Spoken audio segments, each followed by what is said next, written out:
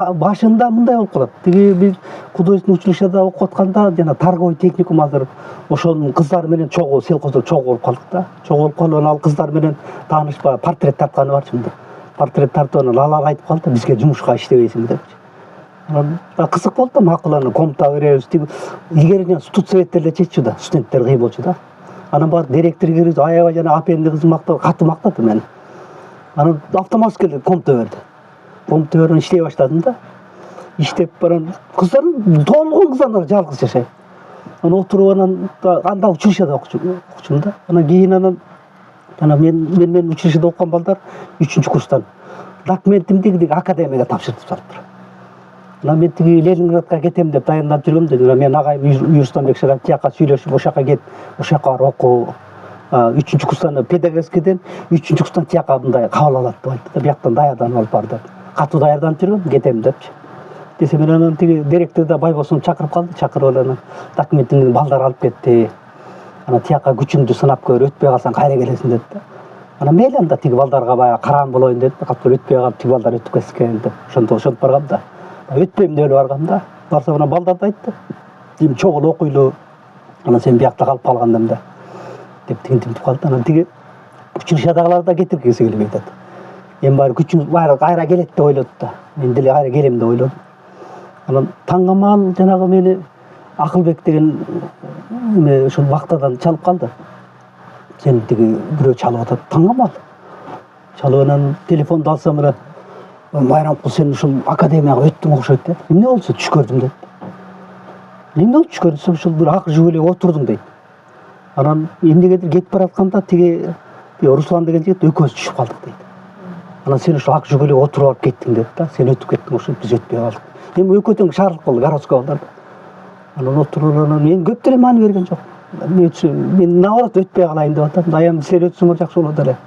Деп эсем анан кайра ар жака жуунуп анан кайра келсем бир аябай карганчал отурду. Комнатада отуруп анан токочко май сүйкөп бер деп. Токочко май сүйкөп. Бирок сүйлөп ошону айтты да. Токочко май сүйкөп бердим. Анан отуруп мындай отурсаң суу берди, суу куюп бердим. Кичине ичти.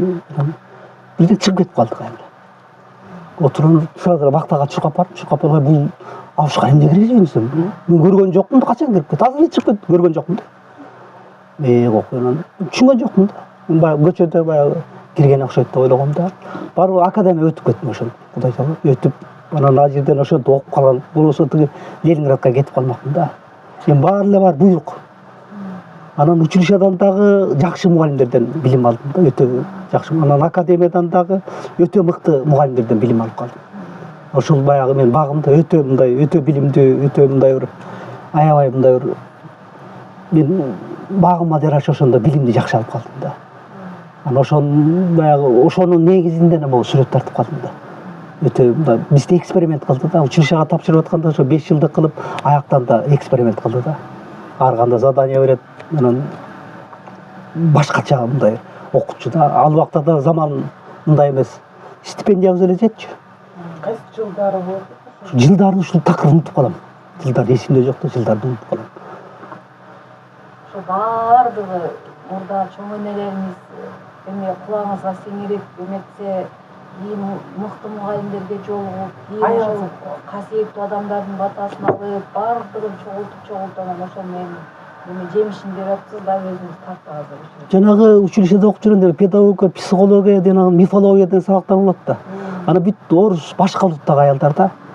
Анан алардын кыракын ушу байкап жүргөн экен да. Эмнеге мен орусча деле жакшы сүйлөй албайм, бирок жанагы именно жанагы шырдак жөнүндө жана эмеден задание берип, анан аябакта жаман болуп көрүп, именно ошону жазып алсаң окуудан отчисление болосуң деп атты. Көрүп, айла жок ойлоносуң да жазайсың. Анан айтып атат, сен ошол шырдакты жазап келгенден кийин реферат кылып жазып кел деди. Ошол эмне мааниде жазылган, ошонун ар бир ошо свиттеринен өдө бүт реферат ал айла жок көрүп, эгер жазбасаң отчисление болосуң. Анын үстүнө баягы педагогический да.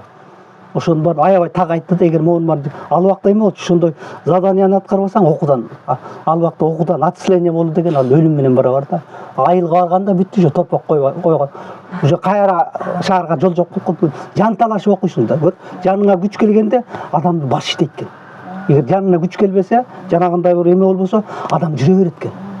Бирок ошол маалда 2-3 күн кыйналдым. Отуруп кыйналып капкайда баягы анан информация ал убакта интернет жок. Анан ошо отуруп баягы кемпирлерди эстедим, эмне деп айтты эле. Анан ошону мен жаза баштадым да. Анан бул оймо жөнүндө айтпады беле. Анан оймо бүт эстедим. Диктөрүн чаап койгон, чийип аткандарымды эстеп, анан баягы жомокторун эстеп, ошону мен жаза баштадым да, айла жок жазып. А жазбасаң отчисление болосуң. Отчислениеден жүрөгүң чөт да, кайылган кайсы бети менен барасың. Бүттү да, жумушуң бүттү деген кеп да. Анан жаныңа күч келгенде адамда мүмкүнчүлүк көп болот экен. Эгер могу кыйналса жасайт. Адамда мүмкүнчүлүк көп экен. Кыйналып анан ошонун баарын жана эмен шырдактын баарын чийип чыктым. Эстеп, ал убакта шырдак жебиз. Бүт отуруп чийип чыктым. Чийип, светтен анан көк менен жашылды эмнеге колдонду отуруп анан анан тиги жана болот каратаев мынтип айтты. Бул светтен ошо тең салмакта светтерди таап келе деп коет. Ал ушу кыска сүйлөгөн киши болчу. Отуруп эч ким түшүнгөн жок. Окшор мен менен окшойт. Сен түшүндүң да? Мен деле түшүнгөн жокмун. Азыр эми отуруп иштейли. Отурган жана спектр менен отуруп пипетке мен иштеп чыктым да. Спектр менен карап отуруп анан баягы кээде ошондой эме болгондо жана ошол ойлонуп башым кичине кыйын иштей баштайт мен. Анан кызыл менен жашылды спектр менен тең салмакта болуп калды. Анан жана илгери жана фотоаппарат менен жана жашыл машина тарсам, пленкадан кызыл болуп чыкты да. Анан барып кызыл машина тарсам, пленкадан жашыл болуп чыкты. Таң калдым, эмне кылганда анан божомол деп тиги агайга айтпайм, агай кыргыздарда ошо жашыл менен кызыл тең салмакта экен. Анан аны кайдан билдиң деп. Анан тиги пленкадан фотоаппарат менен тарсам, кызылды тарсам жашыл болуп чыкты. Жашылды тарсам кызыл болуп чыкты. Анан кошуп койдум ба, оюма келип кетти. Жана кыргыздар шырдакта отурганда, жана шырдакта отурганда, тең салмакта отурганда ошол светти да сезген экенсиң, сразу 5 койду. Эчке чыгарып таң калдым, эмне айттым деп. Тегиште таң калып чыкыр мени да кызыга баштады. Анан жана оймолорду ошондон чийип анан оймо чийдире баштады мен. Чийип анан ушул немелерин айтып бер, тигип депчи. Ошонун баары кийин анан пайдасы тиет да. Кийин анан жана ошол Динара Чочунбаева жана оймо деген китепке чакырды да, сен билет деп айтып атат. Жана бир топ апалар айткан, ошол билет ошону чакырып кел депчи. Анан бир топ эми азыр аны айтканда баягы мактаныш, аябай мени укмуш сөз менен асмандатып турган айт деди. Анан ошондон баягы баягы маалымат ошону айттым да, ошо китеп кирип кетти ошонун баардыгы. Анан кээ бир жерлеринен баягы угуп калам, кээ бир жерлерин өзүңдө кошосуң, кээ бир жерин баягы өзөктү таанып калдым да. Көрдүң баягы бул тагдыр. Ошол кыргыздын оймосу жөнүндө. Андан анан академияда именно промграфика дизайн факультетинде болуп калдым.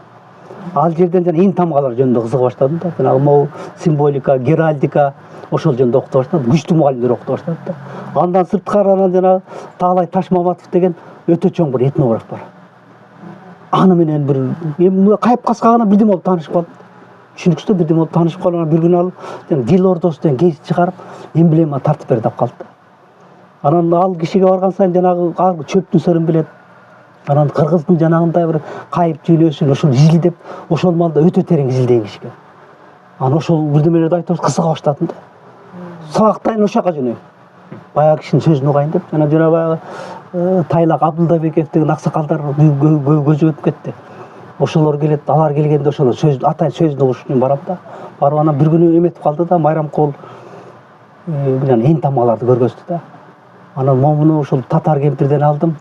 Бирок бул эн тамга аркылуу менин тукумума зыян болуп калды деп анан көргөзгөндө анан мен ушуну бир художник көргөзсөм жок болбойт деп бербей коюптур. Татар кемпирчи. Анан бериңиз бир көрөйүн деп анан көрүп отуруп чийип анан мени чакырып атпай моуну карачы депчи. Анан мен бул үчүн жанагындай татар кемпирди коруп жайылып багыла депчи. Жайылып багыла дептир да, жана эн тамгалар, жана үйдөгү жана анан отуруп анан айтты, ушул сага көргөзөйүн дедим эле. Анан мен чийип алдым. Чийип алып анан муну эми баягы ал убакта жайылтканга болбойт болчу. Анан композицияны ойлоп таптым, жана мына бул композицияны ойлоп таап атпайм. Композицияны ойлоп анан ошого акырын киргизип койдум да. Ал акырын киргизип чыгарганда эл киши унчуккан жок. Андан акырын анан тиги кишиге барып анан жанагы отуруп анан эмелерин изилдей баштадык. Ошо эн тамганын кайсы урууларга таандык. Аны чогултуп, бир көбү билбейт. Көбүнөн отуруп анан билген кишиге таап анан жаза баштадым. Жөндөн туруп жана саяк, сарбагыш, буу деп бүт чогултуп баштадым да. Чогултуп жазып отуруп бир күн анан акырын календар кылып чыгарып ийгенде ошондон кичине эл реакция боло баштады да. Бир топтор келип анан айтты, сен эми муну токтот деп, эски неменин баарын козгоп, Bunun bari кереги жок dedi da. Кереги жок, bunun bari токтот. Анан баягы Кудай жалгап баягы эски мугалимдер менен да ал керек экенин байкап калдым да. Кийинкилер айтканда жанагы жана билим ал деп аткан жана билимдүү кишилерден угуп бул керек экен, жана мугалимдер беш коюп, баягы бүт маалыматтарын баарын менден алды да. Алып бүт эме бар, бирок алып кетти, алып кетип, бирок менин эмемде 5 коюшту бүт барды. Ал бүт орус башка улуттагы мугалимдер да. Анан мисалы мен лек ошол жанагы эме кылганда деле орусча, кыргызча чала бала урдурдум, бирок тиякта бирок кыргызча жаз деди да. Рефераттарчы.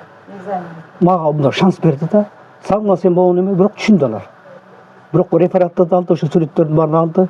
Анан автоматский 5 койду. Мен ошо 5 алганга сүйүнүп кеттим да. Алар маани берип аткан. Анан кийин көрдүм, кийин тигил булардын баары кереги жок.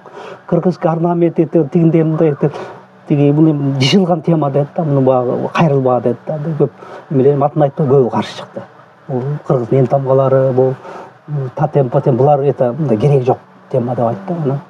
Анан Манаска да кичине кайрылып аткан, муну да айтты да. Бул уже буга чейин эми көбү кайрылды, сен эмне кайрылып ушул темага кайрылып атасың? Билем кереги жок тема дегендей көбү айтты. Бирок уккан жокмун. Анан айттым, бул темага мен ошо кызыгып атам, ошону бир көрөйүн деп атам.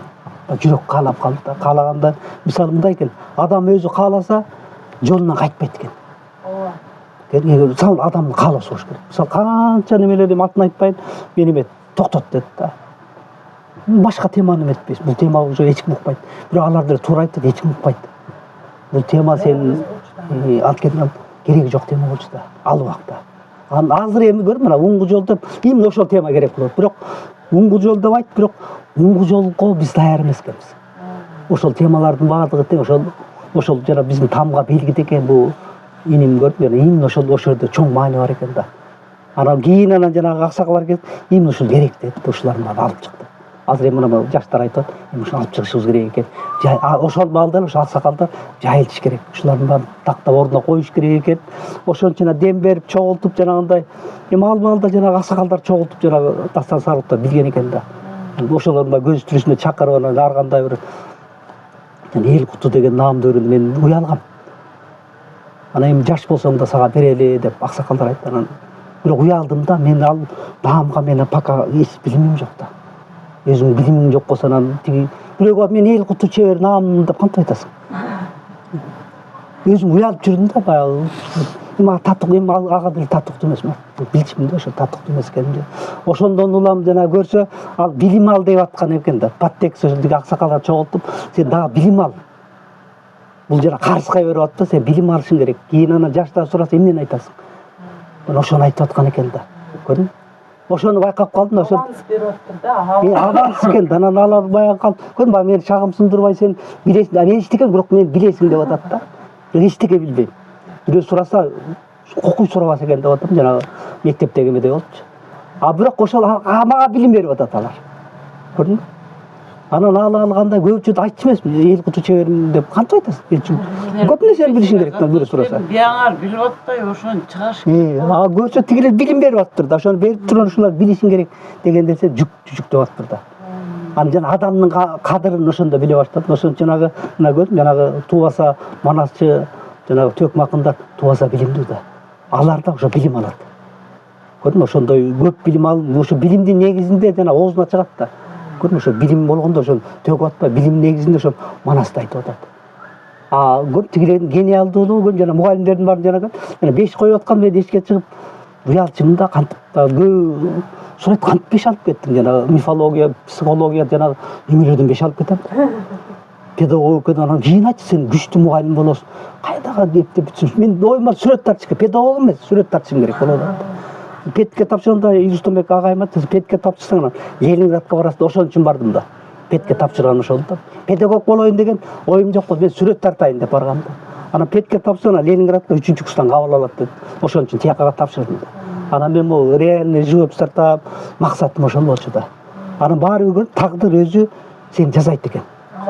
Калчайт экен, жазайт экен.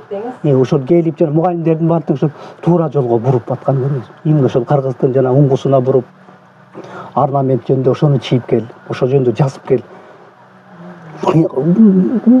Зор деп атат да, жазып келбесең, отчисление катуу айтат, отчисление майрам кылып, не думай депчи. ай жерде мұғалім айтқан закон болды. Училищеда мұғалімдерім бар тең, ал айтқан законды ал айтпайды, екі айтпайды. Атсылен өресі. Ошо мұғалім эле чечет да, ал біз қорқчубуз мұғалімдерден. Мұғалімдин сабагы дегенде мен ар бир сабагына укмуш калчу. Ар бир сүйлөгөн сөз, ар бир эмеси укмуш.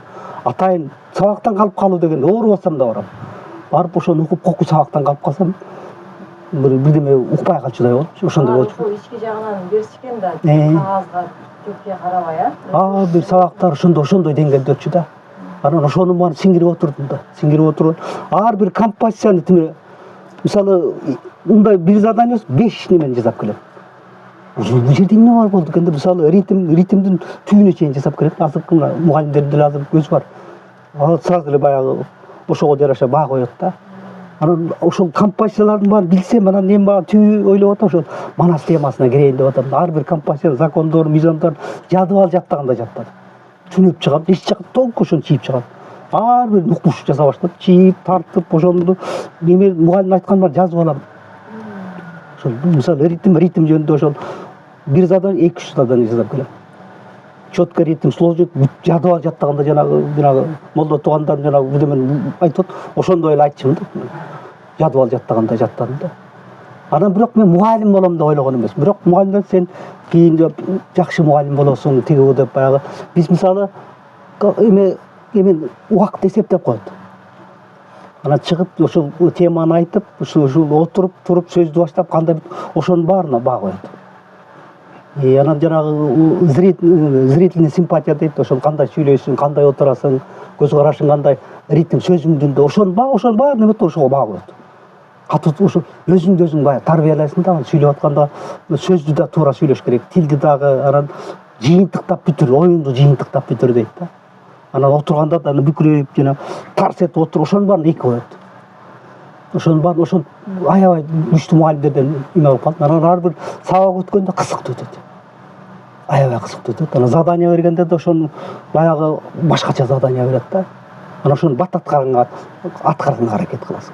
Ошол свет жөнүндө эме болсо, ошол эң ачуу светтерди таап. Бат убакта ошол маалда ошол ачуу светти жазаш. Эң таттуу свет, холодный, теплый светтерди. Эми ошого композиция жазып коет. Ошо өзүнчө эле илим да. Ошонун баарын окуп отуруп, ошо жакшы билим алып калдым да. Көрдүңүзбү? Ошол билимдин негизинде ошондой кырдаалда болуп калды. Ошондой кырдаалдын негизинде анан мисалы мен Чокморовдо окуп атканда да, аякта да немистер окутуп калды. Көрдүңбү? Ар бир инструментти жасаттырат, өзүңө жасатат. Жанагы илгерки устаканага темирди жанагы победит деп, анда ташты алып келип, ошонун баарын өзүңө жасатат. Немистер башкача эл болот экен. Четкость и вежливость болуп калар.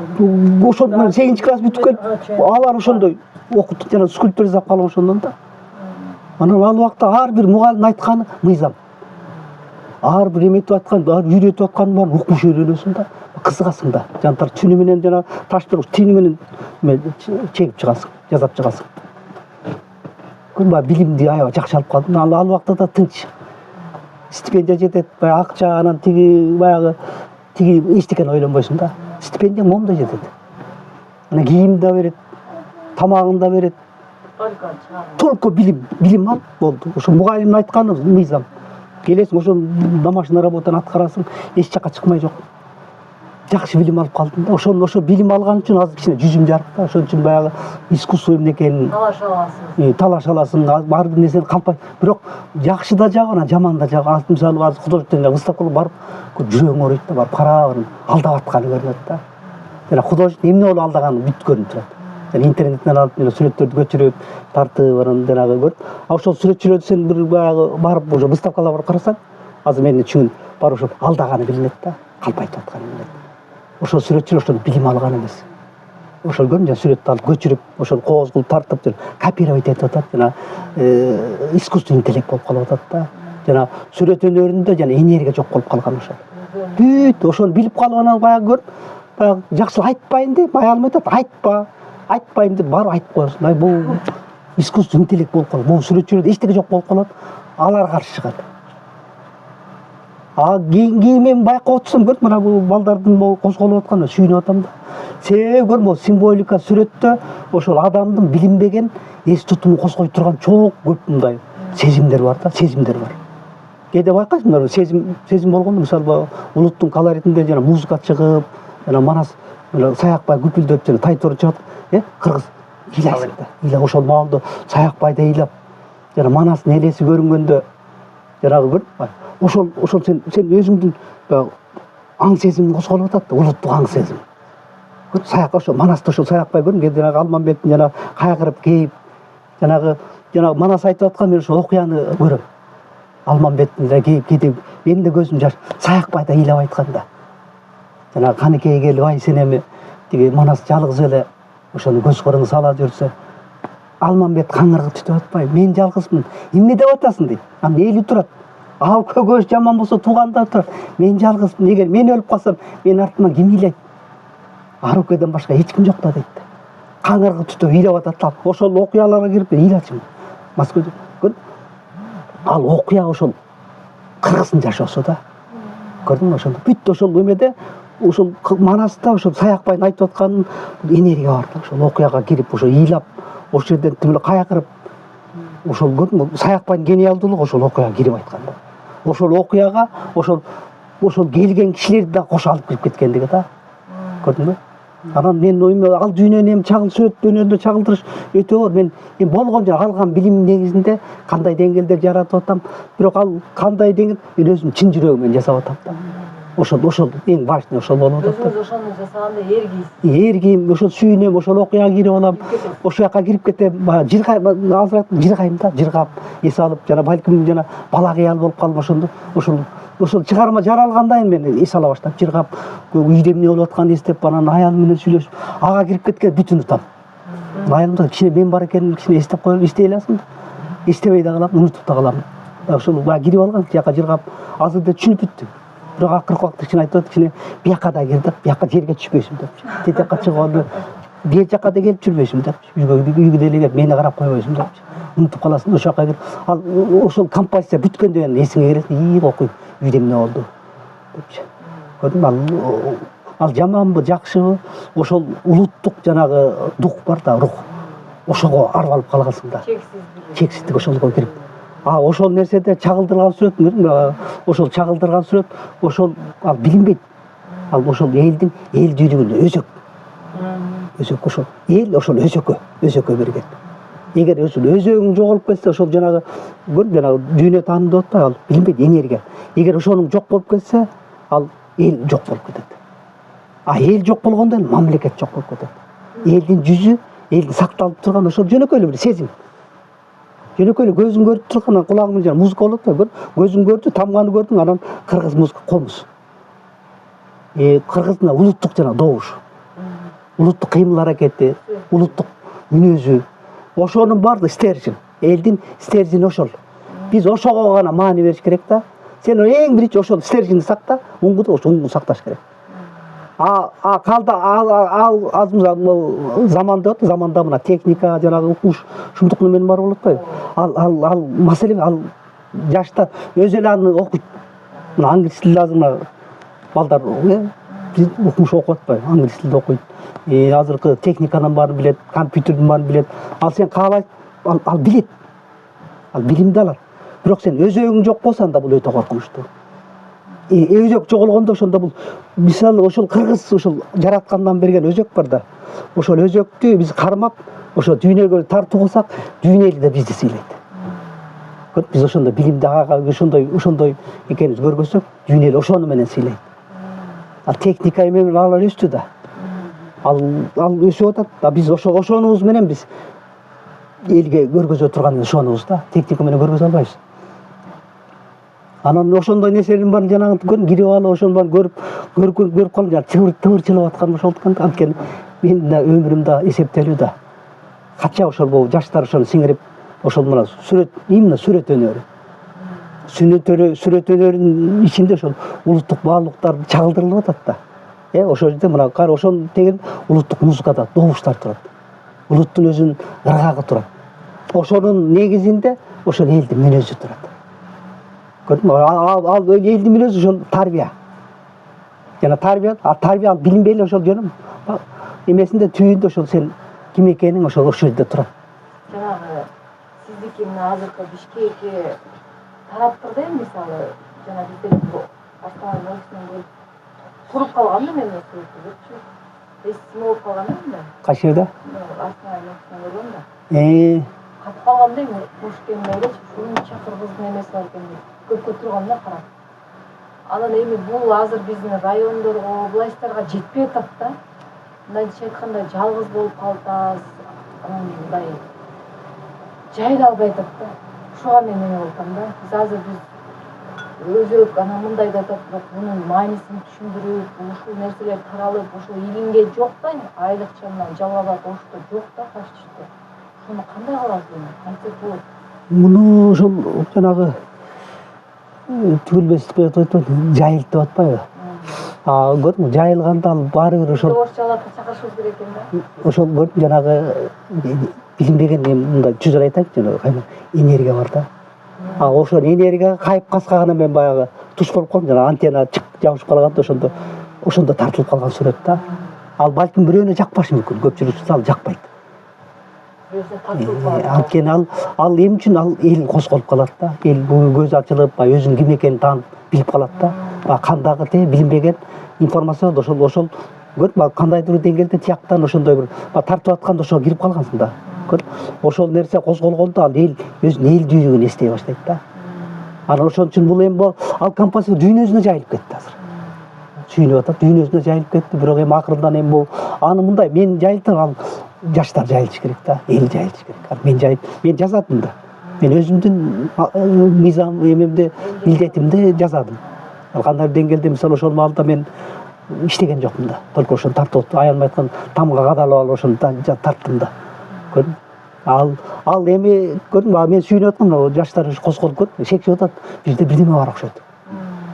Аны көрүп аткан адам баягы билбейт, карап атканда ошол эски жана канындагы маалыматтар козголот да. Сен кимсиң деген нерсе ал жерде балким ошол баягы муну деле баягы сен түшүнүп атпайсың, биякта кайып дүйнө, нур дүйнө деп атпайбы, ошол жерден кандайдыр деңгээлде ошолор диктовать этет да. Ачыгын айтканда эми азыр ачык айтып берет. Ошол негизинде бул сүрөттөрдүн чыгарма тамгалардын баары бүт баары тең ал жанагы чоң, жана Моцарт, жанагы чоң окумуштуу жанагы шедевр жаратып атпайбы? Алардын баардыгы тең өзү деле мындай байкабайт, билбейт. Бирок кандайдыр деңгээлде тияк менен байланышып жасайт да. Жана чыгармалардын баары жаралып атканы, жана чоң, жана көркөм чыгарманын баары тең ал ошол дүйнөгө кирип алып жасайт да. Көрдүңбү, ал мисалы ал адамдын акылы деле чак келбейт. Ал жанагындай айтмап чыгармасы кантип сен акылыңа ошол доорду, ошол окуяны сен кантип өзүңө сиңире аласың? Кагазга Сиңире албайсың. Сен ошол целый поэманы, целый жашоону жазып атат. Ошону да бузбай, нугун бузбай жазып атат. Ошол жерде адамдардын сүйлөп аткан сөздөрү, жаныбарлардан өдө ошол доорду, ал ошол кандайдыр бир жанагындай эргүү деп атпайбы, эргүү келип атат. Эргүүнүн ичинде ошондой элдин жанагындай духу жатат да, руху жатат. Ошол ар бир элдин ошол өзүнө таандык рух бар. Жөнөкөй мындай эме ачык айтсам рух бар да. Ошол рух сакталыш керек. Ал рухту Кудай Таалам ар бир элге берген. Ошол ар бир улутка ошондой өзүнүн руху бар. Өзүнө таандык, өзүнө жарашкан. Башка улуттар ошону издейт экен. Ошону издеп, ошону ордуна коет. Ошол важный да. Эгер ошону сен сактап түшсөң, сен жаратканга сен жагасың. Анан ошону сен чанып, башка элдин ыры менен, башка элдин жанагы баяндарын айтып, башка элдиге туурап, жанагы башка элдин кырааты менен сүйлөп атпайсызбы? Ал миң акылдуу бол, миң жанагы кырааты менен кеңкилде, сен ал жанагы бейишке чыкпайсың. Сен Кудайга каршы чыгып атпайсың. Кудай кыргызды жаратты, ошол кыргыздын кырааты менен сүйлө, кыргыздын мүнөзү менен жүр, кыргыздын билимин ал, кыргыздын маданияты менен жоготпо, сен акың жок. Андан кийин сен башка элдин маданиятын ала бер. Бирок сен эң биринчи өзүңө ошону бийликтегилер эң биринчи кыргыздын маданиятына каршы чыкпа. Чыккынчылыкка бар деп закон чыгарып койсун. Сен өзүң башка элдин маданиятын кабыл ала бер, сен өзүң, бирок кыргыздын маданиятына каршы чыкпа. Деш керек да. Каршы чыгып, раз түшүнбөйсүңбү, сүйлөбө. Раз тигилердин маданиятында биздин маданият жазылган жок да. Ал жазбайт, ага кызык эмес. Мисалы, чөлдүн эли башкача ойлонот. башкача ыргагы бар. Мына музыкасында да байкадың, башка ыргак бар. Чөлдүн ыргагы бар. Көрдүңбү? Өзүнүн жашоо ыргагы бар. Ар бир элдин өзүнө жарашкан ыргагы бар, музыкасы бар, улуттук кийими бар, оймо чиймеси бар, улуттук тамак ашы бар керек болсо. Көрдүңбү? А биздин элдин ошол жаратылышка жараша мүнөзүбүз бар да. Ошондой ар бир нерсе киндиктеш. Биздин өзүбүздүн мүнөзүбүз, мына жөнөкөй эле айтайын, биз өзүбүздүн мүнөзүбүздү жоготпошубуз керек да. Өзүбүз кандай болдур, ошондой Кудай кандай ошол жараша турган мүнөз, ошондой мүнөздө болушубуз керек. Биз кайпактап, жана калпайтып, жана ар кандай бир жана калпайтып, анан жанагындай жана оймокчу деп атпайбы? Жасак оймокчу, жасалма бул кыргыз жактырбайт. Кошомат болот. Кошоматчылык аябай жаман. Кошоматчылык аны калпайткан кыргыздын канында жок. Биз канда жок нерсени жасап атабыз да, калпайтып, ал Кудайдан коркпойсуң. Эң биринчи ал Кудайдан коркпойт. Жана жемкордугун өлүмдөн да жаман. Азыр жемкорлордун баары көндүм адат болуп калды. Жемкорлордун баары укмуш жашап атат. Жана тойлорду өткөрүп, жанагындай эмелердин анын айлыгы менен андай той өткөрө албайсың. Анын айлыгы менен жанагындай бирдеме айтпай эле коет. Ошондой нерселер жасай албайсың. Андай байлык, сен айлыгыңан андай байлык күтө албайсың. Ал ошонусу менен ошол ал түбүндө жемкор да. А кыргыз жемкор жаман көрөй, бу жемкор экен деп. Сен эгер өзүңдүн чыныгы акылың менен ошондо байысаң, аны сыйлаган. Эгер чын эле өзүңдүн касиетиң менен ошондо байысаң, ошол байларды сыйлаган. Эгер жемкорлук менен баяган, ал жемкорлук баяган ошолорду биз сыйлап атпайбыз. Бул жерде ошол эл да күнөөлүү. Байыса дагы элди багып атпайбы. Ал эгер өзүнүн касиети менен, өзүнүн акылы менен байыса, эл аны сыйлаган. Жемкорлук эмес. Көрдүңбү? Анткени Кудайдан коркот да. Сен өзүңө аябай байлар болгон кыргыздар, укмуш байлар болгон. Бирок ал өзүнүн касиети менен байлар, өзүнүн билими менен, өзүнүн түп ата бабасы менен келген укмуш байлар болгон. Кыргыз ал кедей жашаган бүт бай болгон. Азыркы заманда ошол жана жемкорлор бай болуп атпайбы? Ал көрдүң, ал тияктан коркпойт, ал тияк эметпейт. Ал укмуш сүйлөгөндү үйрөнүп алган. Көрдүң, ал ошол алданып аткан биз да күнөөлүүбүз. Көрдүң, ал кичине жанагы бука союп берип анан тигинт мит уча тартып анан кол чаап анан тигини шайлап. Бизде ошончо жана билимсиз деген ошо жана билимсиз деп аткан. Эгер билимдүү болсо сени алдай албайт да. Аксакалдар көбөйүп кетти. Ошол анда айткым келип ошол аксакал эмес, жанагындай окуйлар да, жана таласка жана айкелди коюп атканда ошол аксакалдар келсин дейт, анан келип анан отуруп эле мынтет өз балдар жок беле дейт. Анан аксакал дейт, мен космостон Марстан келген жокмун да. Мендин өз балам, көзсүз таластан өзү үчүн балдар жок беле деген нерсени айтып атты да. Дежурный акча. Келип эле ошол коркпой эле айтты. Мен өз балдар жок беле дейт. Мен ошондо сынып калдым. Мен деле кыргызмын го десем, жок дейт.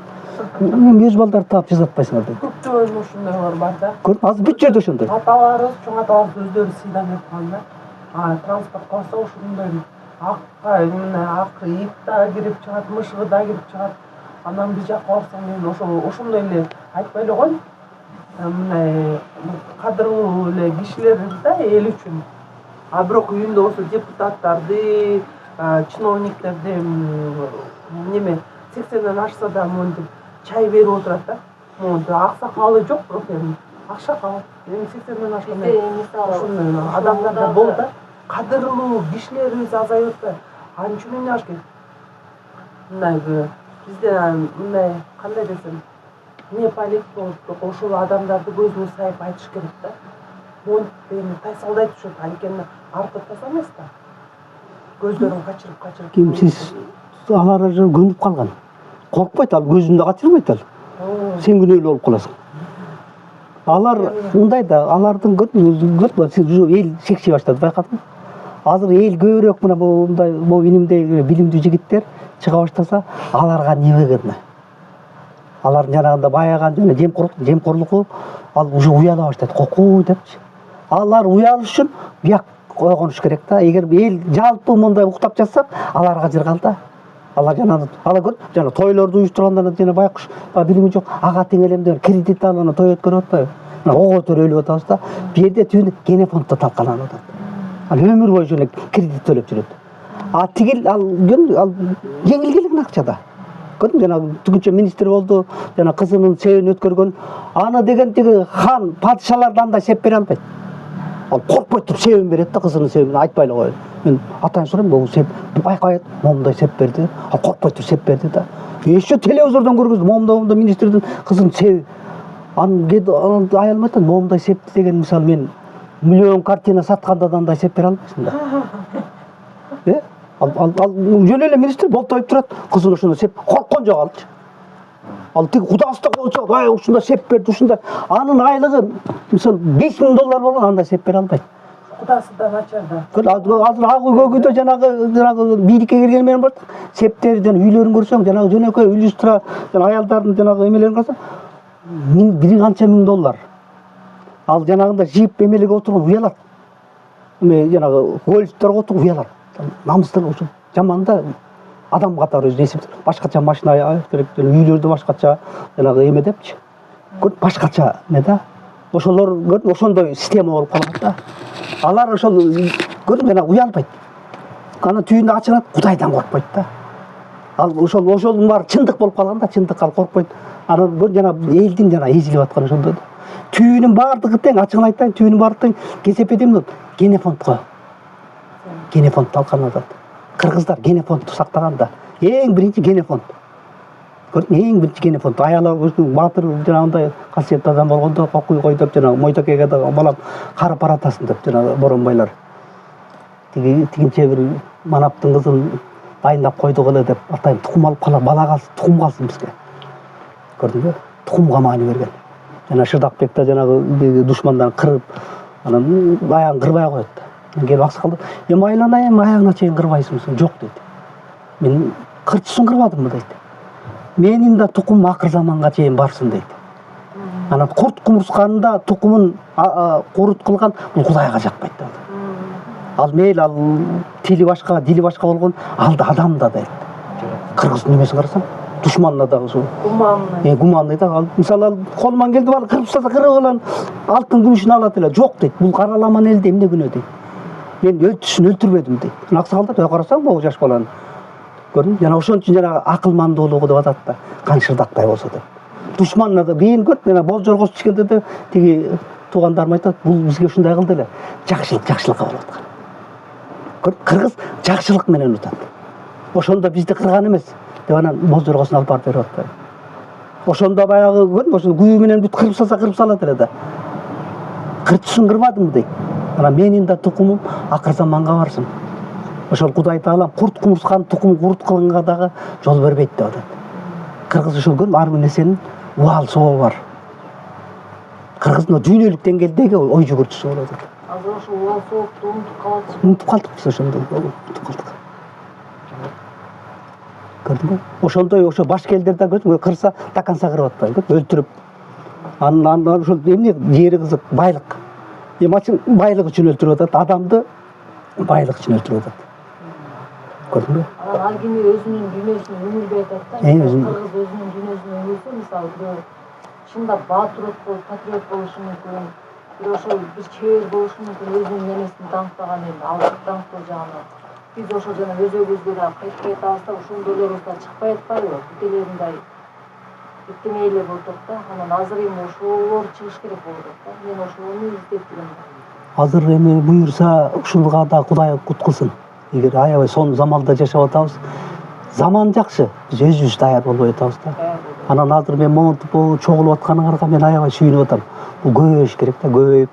Анткени жок эмес да, бар да, баардыгы азыр күтүп атат ошондо каякта эмне депчи. Анан буларга бияк Жалалбаттын суусу, бияк болсо Баткендин немеси, мырзасы дегенде юктан чыгыш, төлөйт табыш чындап айтканда. Ошолордон сурулуп чыгыш менден бир болуп. Биз көргөзүп, биздин бир эле выкыт эме түшүндүк. Мына бул сенин хотуңар туура да. Акырындан мисалы 1000 киши болсо бир оксо да көрүп укканда мен туура айтып атат дейт. Туура айтып, чын эле биз ушинтип калган көрүп эсине келет да. Ал кээ бирөө каршы чыгат, бул туура эмес айтып атат, бул тарыхты билбейт экен. Тигинде ага да түшүнүш керек. Анын да чындыгы бар. Анткени ошо айтып көргөн, ушинтип атат, бул сразу болбойт. Акырындан отуруп анан бир күнү эгер көбөйсө, анан эл ойт ошака. Биз көбөйүп ушул нерсени айта берип, сүрөт өнөрүндө музыка, ушундай жанагы Мария Кос айткандай ошондой майрамдарды көп уюштуруш керек да. Жанагындай мына бул выставкалар болуп атканда, именно ошол кыргыз жөнүндө, азыркы тил менен айтканда, ошол жөнүндө баян кылыш керек. Именно ошол жака барганда калпак кийип кел, ошол жөнүндө кыргыз жөнүндө сүйлө. Ошол жөнүндө мен азыр мына кыргыз жөнүндө сүйлөп аткан, кыргызчылык жөнүндө жана Мелис Мураталиев, Дастан Салыкжан бир топтор чыгып атпайбы? Ошолор сүйлөгөн жая эле бериш керек. Укканы укпаса деле жая бериш керек. Бир күнү угат, 2 угат, 3 угат, 4 угат аягынан эсинет, бул кайра сайрап атат. Анан жана мага окшоп жатып алып ойлонот. Бул туура айтып атат. Баары бир күнү бияга даңк эле дейт жөттү, баары туура айтып атпайбы деп. Тиги менен отуруп кайсы бир күнү биз азыр эртерээк ушулар жая баштасак, мына кийинки муун келет атат. Кийинки муунга биз ошолорго кача ошол биздин жакшылыгыбыз ошол кача маалыматты айталы, ай жөнөкөй сен кыргыз мондай эл деген нерсени да кийинки муунга кача айтып калышыбыз керек. Ошону айта албай калдык да. Айтпай калдык. Ошон үчүн башка элдин кыйын келип өзүн даават кылып эмен такылдатып келип баян угуңуз. А баянда ошол элдин баалуулуктарын айтып атат. Көрдүңбү? А кыргыз жөнүндө мен көп баяндарга бардым. Барсам, кыргыз жөнүндө бир да айтпайт. Кыргыздын маданияты жөнүндө айтпайт. Только тиелдин баяндары. Сакабалар мынтип айтып тур. Анан укмуш эмелерин жаттап алганда, момда алган деген көр, тигил бар сугарылып калды. Анан ал араб болгусу келет, көр. Ошол туура ошол караат менен сүйлөп. Алардын кыйындыгы, көрдүң? Укмуш азыр да жүрөт, көр. Келип кече күнү тиш доктурга барсам дагы келиптир. Султан Сарулан бийит, ал мыкты жигит, аны келип мен өзүм ушуларга эмете албай калдым деп айтып атпайбы? Ал жигит ушул кыргыз баалуулуктарын билет да, тиги келип ошол жерге чейин келип тыкылдатып, бизде чыгсак баянга чыгып, мен баян убактым жок, кетип калдым мен. Убактым жок да, укпайм депчи. Анткени бардым, ошол нерсени аябай жаттап алган, ошо менен, ошол эле баян менен эле элди жайылтып, өзүнүн ишин жасап жүрөт. Бирок ошонун кээ бир учурда мына кыргыз жасаган нерселер жасай баштадык да, туурабы? Мына эмне болуп атат айтпай эле коелу. Эгер ошол баяндан ошондой бир укмуш, момдай кыргыз эгер өсүп анда мен айтат элем да. Ошол баянга кирип алат элем. Баян болуп атат, кыргыз өсүп ушулду да. Кыргыз кылбаган адам, кыргыз эмес, кыргыз деп айт, адам кылбаган нерселер жасай баштадык да. Баян бирок кыргыздар жөнүндө эмес. Кыргыздар жөнүндө эмес. Ошон үчүн биз азыр кыргыздар жөнүндө баян айтыш керек. Ошол кыргыздар жөнүндө баян айткандардын баары жол аз эле киши, список тусак аз эле киши бар. Ал көп киши эмес, аз эле киши бар. Ошону мисалы тиги бийиктерди чакырып келе, мына могу баяныңды айта бер. Шартын түзүп бериш керек. Эми айт, до конца айта айланайын. Жер кыдырбайт. Жер кыдырбайт. Мына как раз улутуң кыдырат, жанагылардын жер кыдыртып айтыш керек. Жана Мелис Мураталиев, мына азамат, кыргыздын каата салты, сел академия. Севший эле кишкен го, Севший. Орус каата салты үйрүп атат. Илим, билим. Өзүбүз билбейт, өзүбүзгө окутуп атпайбы? Кудаларды айтканды, кудалар кел ал көрмө. Ошолордун баарын өкмөт алып келип, айлык берип, ушул эле сайрайлар. Сен жумушуң ушул болсун. Мисалы кыргыздын тарыхын айтып атат, бүт чогултуп аз эле 1-2 эле киши бар. Атын айтып коюн. Ошол жана баягы туралдарды алып келип, ушул жөнүндө эле сайрай бер. Мына как раз мына тигилер дават, сен да ошону дават кыл. Акчасын берип, шартын кылып, ушунун баарын айт. Сиңирим онун баарын. Художниктерди таап кел, мага ошону сен сүрөтүн тарт. Мына биз сатып алалы, өкмөт сатып алсын. Жерлерге койгула деп. Жердин баарын жайыл. Кыргыз болуп туруп өзүбүздүн дүйнөбүзгө күрөшкөнгөндө büyük кетем. Кыргыз коомдусун чертип атып, таап келди, сен ушуну черт. Мына как раз кыргыздарды койгот. Ошолордун баары ал сен списокчу баары эле жүрөт. Ар бир надкел өкмөт ошолорду иштетиш керек. Кытайдагы да болуп, баарын иштесе эле ошолор даават кыла берсин. Жүргөн жерге барып. Өзбектерде эле аябай өзүнүн эмеси баалуулуктарын көтөрөт го. Укмуш жанагы эмесин чертип, топуларын кийип алышып, өзүнүн музыкасында бүт жерде ошентип атат, биз эле. Өзбекче сүйлөтөт, бүт немелер. Мына азыр мына чукулда күндө 10 күндө бир выставкалар бар. Атайын баркылачы. Кыргыздын бир жыты жок. Отуруп анан мындай кепка кийип, биреме кийип, анан бирдемени сүйлөп, орусча сүйлөшөт анда да. Анан сүрөттөрүн карасаң, бир энергия жок, улуттун уңгусу жок. Булар өтүү, анан көрдүңбү, булар уже эми кыйын боло баштаптыр. Отуруп тияк менен проект кылып, өкмөт тияк министрликте сүйлөшүп, маданият министри эң биринчи ушул кыргыздын маданиятын эметиш керек. Жайылтыш керек. Анан тиякта отуруп выставка өткөрдүк. Карабай атпайбы? Маданият министри именно ошолордун иши да. Алар жана проект кылып эле тияктан эметип эле жөн эле тиги тияктан задание берет, анан тигин ака өкөсүнүн өкүл баласы келип анан тияктан кол чап жөн эле миллиардтаган акчалар жээлеп атат. Укмуш акчалардын баары жээлеп атат. Ошолордун баарын тияктан бир читип бу акчаны ким алды? Ошону эсептеп эле кой муну детет комузчу бар экен, таап кел. Жерде Манас айтып атат. Манасчылардын баарын чогулт айттыргыла, элдин баарын жайгыла. Акча бар, акча жок эмес. Жок тарыгын пайда кылбашы. Бар тарыхты. Бар да тарых. Бар нерсени өнүктүрө албай атпайбызбы? Тарыхчылардын бир бүт айтып, кыргыздын тарыхын айткан калпайса да алып кел, айт кыргыз жөнүндө, мактай бер. Айта бер, мына казактар жок нерсени айтып жоготпу? Жана Веришян сүрөтүн кыргызский эменде казахский деп жазат, коркпой эле. Алар мына казактарга ыраазы болуп атам. Казак дегени, кыргыз дегени казак деп жазып чыгат. А биз кыргыз деген эмени ошону айта албайт да, бул кыргыз жок. ЮНЕСКО деле казактар талашып турган. Талашат, азыр отур мына бул. Ой, казактар баарын эле меники деп эле чыга беришет. Жок, казактын кыйындыгы көрдүм, ошонун баардыгын тең ал меники дегиси келип атат, биз дагы эле жана кыймылдабай жатканыбыз ошол да. Ошон үчүн да көбүрөөк биз кыймылдап, көбүрөөк таяакка чейин барып жолун тапса болот. Мен баягы жаш кезде көп баш иштебейт экен. Жанагындай фестивалдарды уюштуруп атат, күрүгү кылып эле, элдин баарын эмне күрүгү кылып уюштуруп атат. Ипподром толуп калат. Көнөдө жана бүркүттү көрүш, кыргызды көрүш, кыргыз баягы барып көрөлүчү депчи. Ипподром баттай калат, жана атайын жибербедим, көрдүңбү? Эл бар кошколуп атат. 2 жыл тетиги суу самырык элдин баары толуп келди. Ал көрмө канындагы нерсени ошо бүркүт тайган жанагы кыргыздын жана эмесин көргүсү келип атат. Барды. Мен ойлогом, эртеси турган балдар айтты, Майрамкулга эч ким келбей калса эмне кыласың? Ошондо ойлодум, мен келбей калса чын эмне болот? Ушул жерден күрүгү болуп өзүм кетем деп. Кыргыз барат экен. Мен 2 жыл эксперимент кылдым. Анан ошолорду уюштуруп баштаганда кайра мени токтотпойт. Кокой деп, кайра наоборот баягы ойлогом, мен ойлогом да, буларды уюштурсам, тетияктан мен проект кылып кайра кокушуну көтөрүп, наоборот токтотуп коюшту. Как раз тигилер ойлонуп элек да жасап койдум да. Аны интернетке сакталып калды, Кудай жалап. Жасаса болот экен, мага ошол апенди көргөзүп атат. Болот экен, эгер силер уюштурсаңар болот. Эл козголуп калды. Азыр жаш балдар бүт болот. Эгер жаштар козголсо, булар мисалы эмнени кааласа, бүт ошол малда да эл уктуп атканда эле жазалды. Жана фестивалдардын баары уюштурулду. Ипподромго орусу киши батпай калып, мен барып алып таң калып калдым да. Киши батпай калган. Бүркүттөрдү Кудай жалга ошо бүркүттөр каршкыралып, жана тайгандардын баары каршкы иштеп, абийирим жабылды да. Тияк деле ошол жардам берип келди. Ошол жерден жанагындай болбой калса, ит эле болот элем да мен. Мына азыр ошонун баарын азыр тиякта көрүп, кыйын. Балдар ошол проект кылып акча жеп атышат. Бүркүт укмуш акчаларын алат. Ошол акчаны эле алып калып, ушуну жылдыр деш керек. Мына бул кыргыз ар бир өнөрүн жылдыр. Өкмөт Кудай жалга мен президентке ыраазымын. Уңгу жолдо ошону эт, ушунун негизинде эме кылыш керек. Уңгу жол.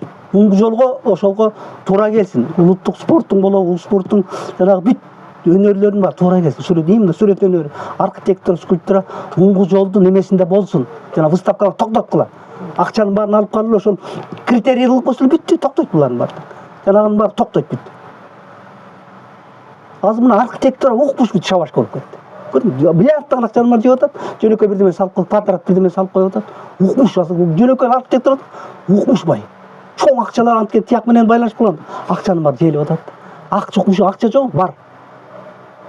Именно кыргызга уңгу жолго акча толтура, бирок башка жакка кетип атат. Жөн эле мында босук кетип атат. Мына как раз Жалал-Абадка да бир эме жазат, уңгу жолго ылайык жазат, көр. Тияка проект бүтөр менен эме деп койду. Биз азыр тендер жарыялап атабыз. Тендер деген сразу түшүндүм деди. Тендер болгондо тияктан сүйлөшөт, өзүнүн ака өкөсүн алып келет да, көр, могу Майрамкулдар монча миллион деди. Мен бул жарымына бүтүрөм. Бул уңгу жолдун кереги жок. Тияк бүтүрүп коет. Анан тиги ак үйдөн 2 депутат колчо да биз алдап атат да, коюп, анан тиги коюп коет. Ал эл иштебейт, эч ким карабайт. Жана сен айтып, айкелдер коюлуп атат, эч ким карабайт. Бирок миллиардтаган акча желип атат. Мына бул үйлөр салынып атат. Бир улуттук оймо чийме жок. Бирок миллиардтаган акча желип атат. Эч ким анткен эч ким сурабайт да, көрбү? Бул эл жүрөт, карабайт аны. Анын баары ошо элдин акчасы да. Ал бирөөнүн акчасы бүт баары элдин акчасы. Ошону эл эл өзүнүн эмесин өзү контролдош керек. Ал тияк контролдойт. Мисалы президенттин убакыты жок, ал жанагындай бүтүн элдин тагдыры менен жүрөт. Биз баарын бирөөгө шылтап коелу, ошол эл дагы эме болуш керек да. Эл да козголуп, жаштар козголуп, мону айтыш керек. барып бул туура эмес, монча акча кетти, айымчың момундай кылып атат. Ошол жанагы Байтиктин айкелин коюп койду. Ормонкандын айкел миллиарддаган акча кетет да, айкелдер иштеген жок да. Анын баарын айтып чыкты. Бүт бар туура эмес. Беттери мындай кылып, бирдеме кылып, чампалап, чаптап. Бүт жердин баары айкелдердин бар жайында. Миллиарддаган жүнү коммерция болуп калды да. Акча, укмуш акчалардын баары жоголуп атат. Ал коюлган айкел ал жөнүндө кереги жок айкелдер коюлуп атат да. Шаардын баары, ачык айтып, шаардын баары өлдү. Бүт мына кыргыздын колоритинде эчтеке жок. Бирок аны проект кылып, укмуштай акча которуп жазалап атат. Жана Набакка барганда жөнөкөй эле шаарларын карасаң, именно кыргыздын колорити, оймолорун атайын коюп, жөнөкөй эл ошол өздөрүн коюп атат. Америкада ошо барып көрдүм да. Именно өзүнүн ошол алар да акырын коюп атат. Биз деле дагы ушуну шабашка кылып атабыз. Биз эле уктап калдык, азыр дагы укмуш шабашка кылып атат. Архитекторлор укмуш шабашка кылып атат. Эми ушунусун токтотуш керек да. Аны токтотуш үчүн мындай да, эл эле козголуш керек, эл эле козголуп барып токтоткула. Муну бизге кереги жок деш керек. Чогулуп барып, заявление жазбай, президент улуунат могу кереги жок, могу салынып аткан айкелдин да кереги жок. Могу салынып аткан үй да кереги жок болуп калды. Ушуга кичине кыргыздын оймосун кошуп койбойсуң. Мына улуу туңгу деп атасың, ушуга кошпойсуңарбы? Могу айкелдин кереги жок. Байтиктин айкелин эмне коюп койдуң? Аякка карганы көмөт коюп коюптур. Эл да барган жок аякка. Ормонкандын айкелин коюп, киши барган жок. Шылдыңдаган таласта укмуш айкелдердин баары коюп атат азыр. Ормонкан жолдо болчу, сен айтма. Жакшы эле чыгып келат беле, жана манас айтып бүттү барнарды. Азыр эч ким барбайт, эмнеге жок. Ал жерде эмне болгондо бул качествода улуттук жана колоритти коюш керек да. Көрдүңбү, ошондо эл ошол карайт. Ал жаман улуттук жанагы мисалы жанагы Африкага барганда деле жана маскаларда улуттук колорит бар. Улуттук кийим менен жанагы добуштар менен чыгып атпайбы? Ошол элдин ошол жака барганда ошол жанагы эмелерине кирсем, именно улуттук колорит. Бул улуттук колорит ошо улуттук дух деген нерсени билдирет да. Эгер биз ошого маани бербесек, дагы утулабыз. Азыр акчанын баары жоголуп атат бүт. Күйгөнү мен айтып атам, бүт жөн эле кетип атат акчанын баары. Миллиарддаган акча бар. Жап-жаш азыр архитектор болсо, бүттөн жиптерди айдап жүрөт. Тияк эметет, тияктагы акчасын алып коет да, бүл урдуруп атат. Анткени чет жактан эң архитектураны да карайт. Чет мисалы мен барганда байкап атпаймынбы, именно ошол Африка барганда ошол улуттук эмени карайм. Ошол гостиница улуттук, бүт улуттук неме менен жасаган. Ошо менен баягы бааланат экен да, ошонун сен ошол эл ошо менен сакталат да. Бизде ошол аркылуу жана биздин жанагы эмебиз байкалып калып атат да. Жана улуттук немеге маани бербей ошону баягы улуттук архитектура деген чоң саясат. Бизнес эмес, бизде бизнес кылып атат. Духунун күчү байкалат экен да. Ошо духунун күчү. Жана маданият министри ошонун баарына маани бериш керек да. Жана мына кыял түшүрүш үчүн алар колдонду. Кыял деп кыялдын директору жылда алмаштырат да. 2-3 чыгарат бастан. Башында сонун укмуш сүйлөшөбүз. Анан кийин жасай баштаганда эле тиги ак үйгө кирип чыкканда эле болбой калат. Эмне болсун? Тиги болбой калды дейт. Анан бул орнамент бул болбойт экен дейт. Тиги ак үйдөн тиги бирдеме айтпайт да, ошол жакта ушул орнаментти кой дейт. Ал мисалы ошол орнаментти акча жейт да. Мен ошол орнаментти койгом. Кыялда көр, укмуш орнамент менен чаптап салбады. Ал жерде проект кылат, ушул орнамент мен жазадым деп аладым, акча жейт. Анан жоктугун бекерлеме дейт, бул орнамент жок койбойт. Көр. Бекерлеме жок, сен болбой калдык. Ак үйдөн жаман көрүп атат дейт. Талантты, Дайыр Кудайдан берген талантты изилденип тапканын кошуп билим берейин десеңиз жок дейт, жок, тиякта ак үйдө тиги жактырбай койду дейт, болбой калды дейт. Биз күчтүү болушубуз керек. Көрдүм, ал мисалы мен бардым андан анан мага кичине бир мастыкка бересиң, бир киши чычкан жүргөнү мени берип атат, свети жок, ушакка кирбейсиң дейт. Анан аяк кантип сабак бермөйсүң, мен жазап аласың да дейт. Жазап алгандан тиги кыял директорун айдап эле кайра башка директор алып кууп чыгат да сени. Тияктын баарын ошондо көр, баягы бизнес кылып алганда, мунун баары тиги ак үйдө контролдоп атат. Маданият биз бүт бар мында, шабашка жана проектлер сүйлөшөт, жана жаш балдар келип аткан, монча миллиард акча момундай кылалы, анасы алама кылам да, мен момундай акча жешет да, аны эч ким сурабайт. Элдин жана караңгы болгон үчүн ушул уюштуруп жанагы элге иштебеген сүрөттөр чыгып атат да. Ооба да, эл иштери жок болот эле. Эч. Элге иштебеген болсо дагы майлы. Элди өзүнө дагы туура эмес жолго үгүттөгөн, анан элди сезими бузган. Бузуп атат. Дагы чыгып атпайбы кайра? ушул зыян болуп атат. укмуш да укмуш бул аябай чоң проект болуп калды. Жанагы жемкор деген ошол ачык менден башка эч ким айтпашпы, жемкорлор болуп калып атат. Ачыгын айтканда, эгер ошону текшерсе азыр жанагы тиякта бийликте жемкорлук бүт акча жерген. Анан ошол сүрөттөрдү мисалы жана 1-2, 3-4 орундаган сүрөттөрдүн баарын бирашор элге жайсыз, мисалы алып келип сен карабайсың. Эле бу кантип болду?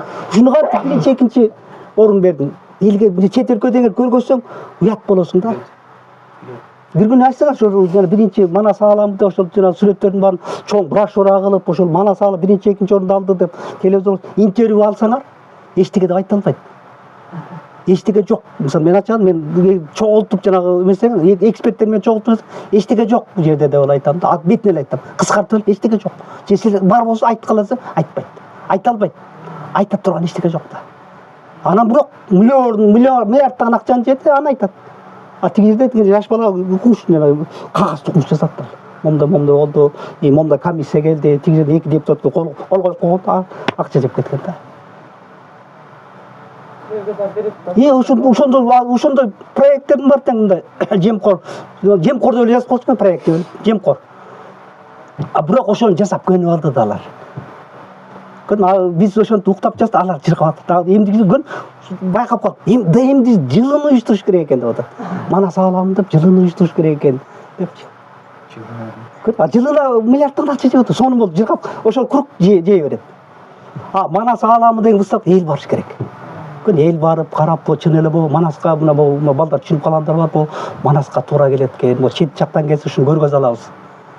Жанагындай архитектура чоң үйлөр салынып атпы, ошон эл дагы барыш керек. Бул имарат жакшы салынып аттыр. Бул ак үй көк үй дагы Кыргыздын арнаметте туура коюлуптур. Көрдүңбү? Эл жанагы эл дагы атайын алыс болуп калган да. Эл да кийлигиш керек да. Ошон үчүн бир топ болуп, серьезный топ болуп ошонун баарын жазыш керек. Катчы матчы дегенге бар, бул жерде эмне үчүн мондай? Элдин эмесинде туура келбей атат деген айткан киши жок да. Мунун баары проект болуп калган да, жемкорлук болуп калган.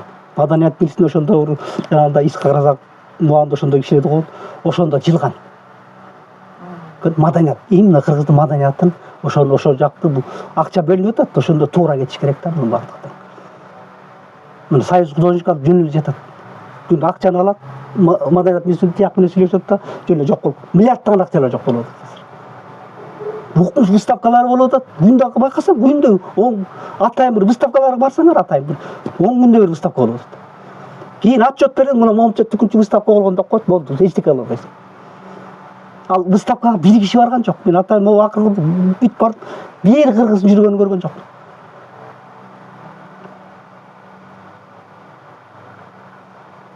Бул жерде мен эмне айтам, ушул кыргыз баягы уктап атканы билинип калып атат да ошондо. Мисалы выставка болгондо кыргыз барыш керек, майрам болуш керек да. Бул жерде муну көрдүм, талкуу кылыш керек ошондо. Мына бул КТР менен сүйлөшүп талкуу кылса жакшы болот. Бул уңгу жөнүндө ошо сүрөтчүлөр, ошо айкелчилер, ошол уңгулуу айкел жасалдыбы, уңгулуу сүрөт тартылдыбы, уңгулуу интерьер, экстерьер жасалдыбы, эмчи моолар жасалып, эмчи моолардын баарына эч ким мындай жооп берилген жок. Эмчи ошол художник чыгып, мисалы азыр мына Токтогул сыйлыгы деп миллиардтаган акча коюлду да. Эмесинде укмуш. Азыр бир күнү биз тынчыганда тиги бир художникти алып чыгат.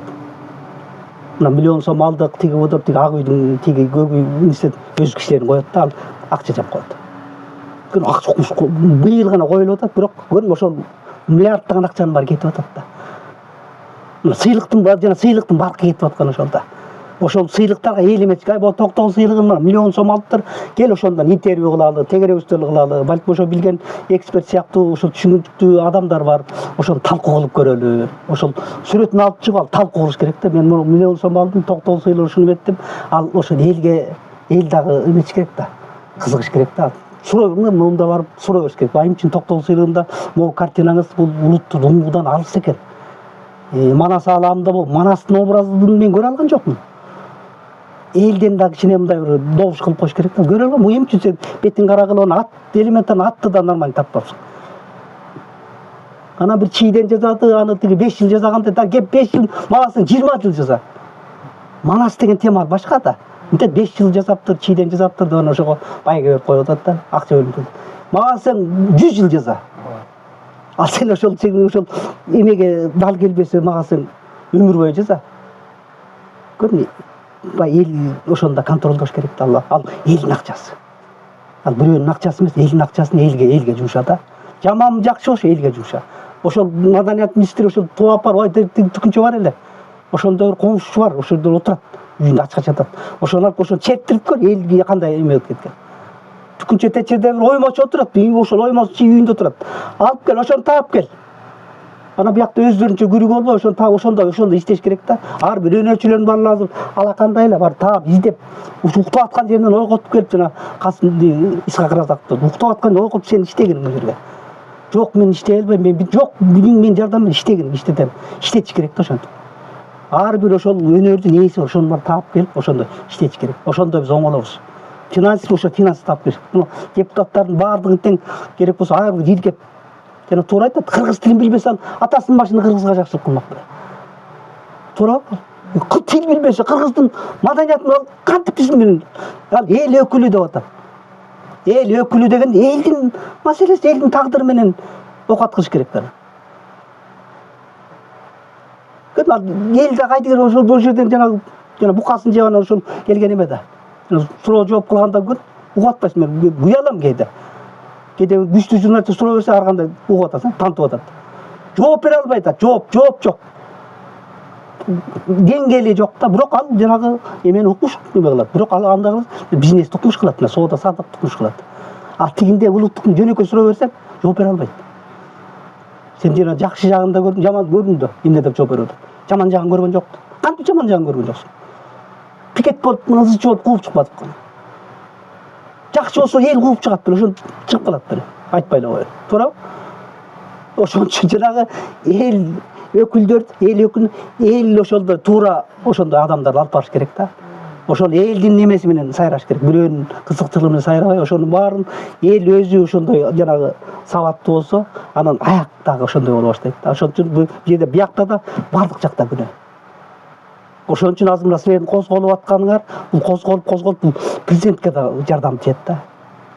Эгер биз ушинтип жата берсек, президент жалгыз киши эчтеке кыла албайт. Жалгыз эч ким эчтеке кыла албайт. Эгер биз да жардам берип, биз да момда кылалычы, биз да эмесек, ал да эметет, ал да иш кылыш керек да. Ана жалгыз кишиге жүктөп койгондо ал эчтеке кыла албайт, ал жаман көрүнөт. Кийин бирдеме кылып тап, жанагындай сүрмө топ болуп, аны жок кылат. А жок кылганга кыйынбыз, жаман атылып жок кылганга кыйынбыз. Ошон үчүн эл канчалык күчтүү болсо, сабаттуу болсо, эл ошол эң биринчи улуттук дух. Ошону ордуна койсоң жеңил болот. Бардыктан биз бат эле биз өсө турган элбиз биз. Биз өзөктүү элбиз да. Бир эле биздин таянган нерсе ошол бизде эс бар. Мен таянганым ошол да, башка эчтеке жок. Эгер эси жок болсо кыйын. Өсүшкө кыйын, мамлекет болгонго да кыйын, дүйнөгө чыкканыбызга да кыйын. Биздин мына улуттук эмебиз бар, улуттук кийимибиз бар, улуттук тамак ашыбыз бар, улуттук мүнөзүбүз бар. Каныбызда ошондой асылдуулук бар. Биз ошону эле мында акырын эсине келтирип эле коюп койсок, кыргыз өзү туубаса билимдүү. Жана айтпайбы, жана хан тактага отурганда да мынтип отуруп атпайбы? Кабагын түйүп алып кыргыз. Канында бар да. Көрдүңбү ал? Туубаса ак сөөк. Мен аны бар тиги чет өлкөдөн көрүп, жана кыргыз балдарды көрүп, бүт бар тең ушундай билимдүү, илимдүү, аябай сүйүндүм да, жашарып келдим. Англисчеде суuдай сүйлөйт, тиягында сүйлөйт, биягында сүйлөйт. Мына карап отуруп таң калдым. Мисалы ошону любой жерге мамлекетке президент кылып койсоң, ал президент болуп иштеп кете алат. Кыргыз бала. Таң калдым, жанагы америкалык жанагы эмени айтпадыбы? Жанагы ошо биздин ата эме деп атпайбы, жанагы Кытайдын чегарасында жашаган көчмөн эл дейт. Барып, ошол арга Европага барып, автомат буларды баары хан кылып шайлашты дейт. Они хорошо владели мечом дейт. Акыл, көрдүңбү ал элди баккан. Бирок кыргыз деп айткан жок да. Ошол нерсени мен кайра ошо чет жакка барганда көрдүм. Ошо кыргыздын билимдүү, ошол жанагы жада калса китеп жазыптыр жанагы. Ал бизнес да кылат, бирок илим да, билим да бар. Навака менен кыргыздарды ошол эметип иликтеп жазып, китебин окуп чыктым мен. Көрдүңбү, иликтеп ошону көрдүм. Ал ошол улуттук баалуулуктарга жигит өтө билимдүү экен, ошого маани берип атат. Анан мен карап, кудош болгондой таразалайсың да. Карап ошол акылын, деңгээлин, дараметин карап, ошону автоматский мисалы тамашалап койдум. Эгер Чикаго мэр кылып койсо иштейт дейт. Иштеп кете алат. Тигилерден кыйын иштейт да. Ошондой адамдарды деле азыр мындай сезесиз да? Сезем мен. Өзүнө да тамашаладым. Эгер баягы кемер курумду кетерде эчтекем жок да, күмүш кемер курумду бердим, анан тамашалап койдум. Кудай жалгап балким Чикаго мэр болуп калсаң, күлүп атпайбы? Байке, сиздин тилегиңиз жакшы экен. мен каттап турат элем да десем күлүп атпайбы. Ал эгер мэр кылса ошол күнү иштеп кете алат. Мисалы ошол бала Мирлан деген жигит жана президент кылсаң Американын президенти болуп спокойно иштеп кете алат. Билими да бар, көрдүңбү, бар тиги да бар, бүт баары бар да. Көрдү тиги мусулман динин да жакшы билет экен, намазды окуйт экен. Кыргыздын баалуулуктарын укмуш билет экен. Ошондон мен жыргадым да. Көрдүңбү? Биякты да бияк баарын билет. Бирок кыргыздын баалуулугун мындай кое алат. Ошон үчүн мен жүрдүм да жыргапчы. Ошон үчүн набакаларды кытыртып документалдык фильм аны өкмөт жазаш керек. Ошол чет өлкөдө жүргөндө улуттун баалуулугун эңсеп баштайт экен. Эңсейт, ошодон билинет экен. Чет өлкөдө анан менин кыргыз экениmin эметип, кыргызды көргөнү келип. Сондуркап анан ошо кыргыздар эмне болду экен деп бул жакта да ошол көргөнү келет экен да. Келсе жок болуп атпайбыз биз алар туурап эле. Анан чет өлкөдө бизди ушул башкача жагын көрөйүн деп келсе дагы эле ошолор туруп атпайбызбы? Ошол тоодо барып алып боз үйдө кыргызча жашабай атпайбызбы? Мындайча айтканда. Ошо тияктын күйүүсү менен келип анан бүт каша кылдым да. Бирок мен көргөнүм жакшы болду. Биякта жата бермей экен чырдап. Булар выставкасы кол чаап коюп, сонун болуп атыптыр деп жата бермей экен да. Тиякты көрүп жанагы Мирлан менен жанагы Расулдар менен тиге жактар кыдырганда ошондо шекчип калдым да. Кокой бул улуттук баалуулуктарды сактап калышыбыз керек экен. Эгер дагы ушинтип кайтып кылып жана проект кылып жеп, кол чаап, өзүбүзчө чай ичип, той өткөрүп жүргөндө 2-3 жылдан мына булар чоңойгондо буларга эчтеке жок болду. Көңүлүнө карап жүрөсүң. Мен тиги кокуй тиги жаман көрөт деп жүргөндө булар чоңойгондо эчтеке алам. Сен туткан балдар ушу эңсеп, чогулуп, ушу деметип неме кылат экен, баалайт экен. Келгеле эле Кыргызстанда жүргөндө эле унутуп калып атабыз. Ошондой болуп калат, баалабай калып атабыз. Өзүнүн эле жерибиз ушундай болуп атат да. Бирок алар чоң проект кылды азыр. Анан ошол эмблемасын жасап бердим. Анан неме деп атат да, ошол булардын максаты ушул максатты эметип атат да, мен жылына келели дейт. Балким Америкада да уюштурам, биякта да уюштуруп, Америка спорт оюндары деп. Анан максаты ошол мен набака болуп Алтай какасы ошо биздин туугандар чогултуп баягы биздин баалуулуктар жөнүндө маселе которуш. Ал жөнүндө фестиваль болуп азыр көп элемелер өткөрүлөт го. Ал жерде ошол конференциялар болуш керек. Кыргыздын тарыхы жөнүндө, кыргыздын маданияты жөнүндө, нукура. Мына кээбирчи ошо кыргыздын тарыхын, мына оймолорун мынча немеге таандык, кийинип эле коюп атат. Ар жагында өзөгүндө ички духтун, ошол кыргыздын арулук бир ыйыктыгын баалап бере албай атат да, айтып бере алышпайт. Анан бизде ошол жагын изденип, бияк бул жагы бушуп жетилип, бирок сырткы жанагы кыргыздын арулугун мындай көрсөткөндөр аз болуп атат да. Мисалы эми ошону айтам да, эми кыргыздын немесин чыгарганга жараша, мисалы элече кийип чыгабы эмелерибиз, ошо кыздар шөпүлөсүн кийип, бирок кыргыздын ички жанагы руханий азыгын алыш керек да. Мисалы ал үчүн жана сизге окшоп улууларга барып изденип, тоо ташын немесин баарын баалап, жана булагынан ыйыктыгын баалап, анан жанагы рухтары менен сырдашып дегендей биз өзүбүздүн эң бир эч бир адамзатка айта албас бир ыйыктык, кайыптык касиети менен байланышта болуш керек деп ойлойм да. Ошондо бир катуу кете беле депчи. Азыр биз жөн эле кыргыз деселер кийине калып чыгып атабыз, ооба жакшы көргөсүнөр, ооба окуп атабыз, бирок чыныгы өзөгүбүздү таппай атабыз да. Жанагы ичинде кайып менен жана сиз айтып атпайсызбы, мен илешип калам кээ бир жерде эле депчи, ошол кайыптын даярдап келген учур менен кете бересиң го, буйруп койсо дегендей. Азыр бизде эми ошондой ар жагынан даярдалгандар, ар жагынан ушу изденгендер болбой атат да. Сырттан эле мага ушундай туюп кетет дейм. Мунун канчалык чындыгы бар билбейм, бирок азыр мен эми ошол жагы менен ичкиси менен сырткысы төп келгендер чыкса дейм да. Азыр кайып жагын көп айтышыбыз керек, рухун, духун жана энергия кубатын бериш керек дейм да. Биз ошол көрүп, сен каалап аткан нерсени акырындан биз жасашыбыз керек. Иш жүзүн ашырыш керек да. Көрдүңүзбү? Акырындан азыр мына козголдуңар да ошолдо чогултуп, ошолордун ошонун деңгээлинде жана көргөзмө уюштурайын деп ошондон ойлонуп калдым да. Жана Мирландар да ошону болуп атат да, ошондой нерсени уюштуралы деп атат да. Сен айтып атат, алар ошо сен айткан тигилер каалап атат да, ошондой уюштуралы, ошондой кылалы. Именно ушул выставка өткөрсөк, азыр мына көп выставкалар жанагындай болуп атпайбы? Андай эмес. Именно улуттук. Сен айтып аткан ошол чертилгенде, ошол киргенде именно кыргыздын комузу жогорку деңгээлде чертилиш керек да. Кыргыздын батасы жөн эле жана жупуну бирдемен айтып атпайбы? Именно жанагы кыргыздын батасы сөз чет өлкөлүктөрдө келет, которот. Эмне деп көрдүм, ошол бата айтып атканда чет өлкөлүктөр таң калат. Ушундай күчтүү керемет менен которуп атат.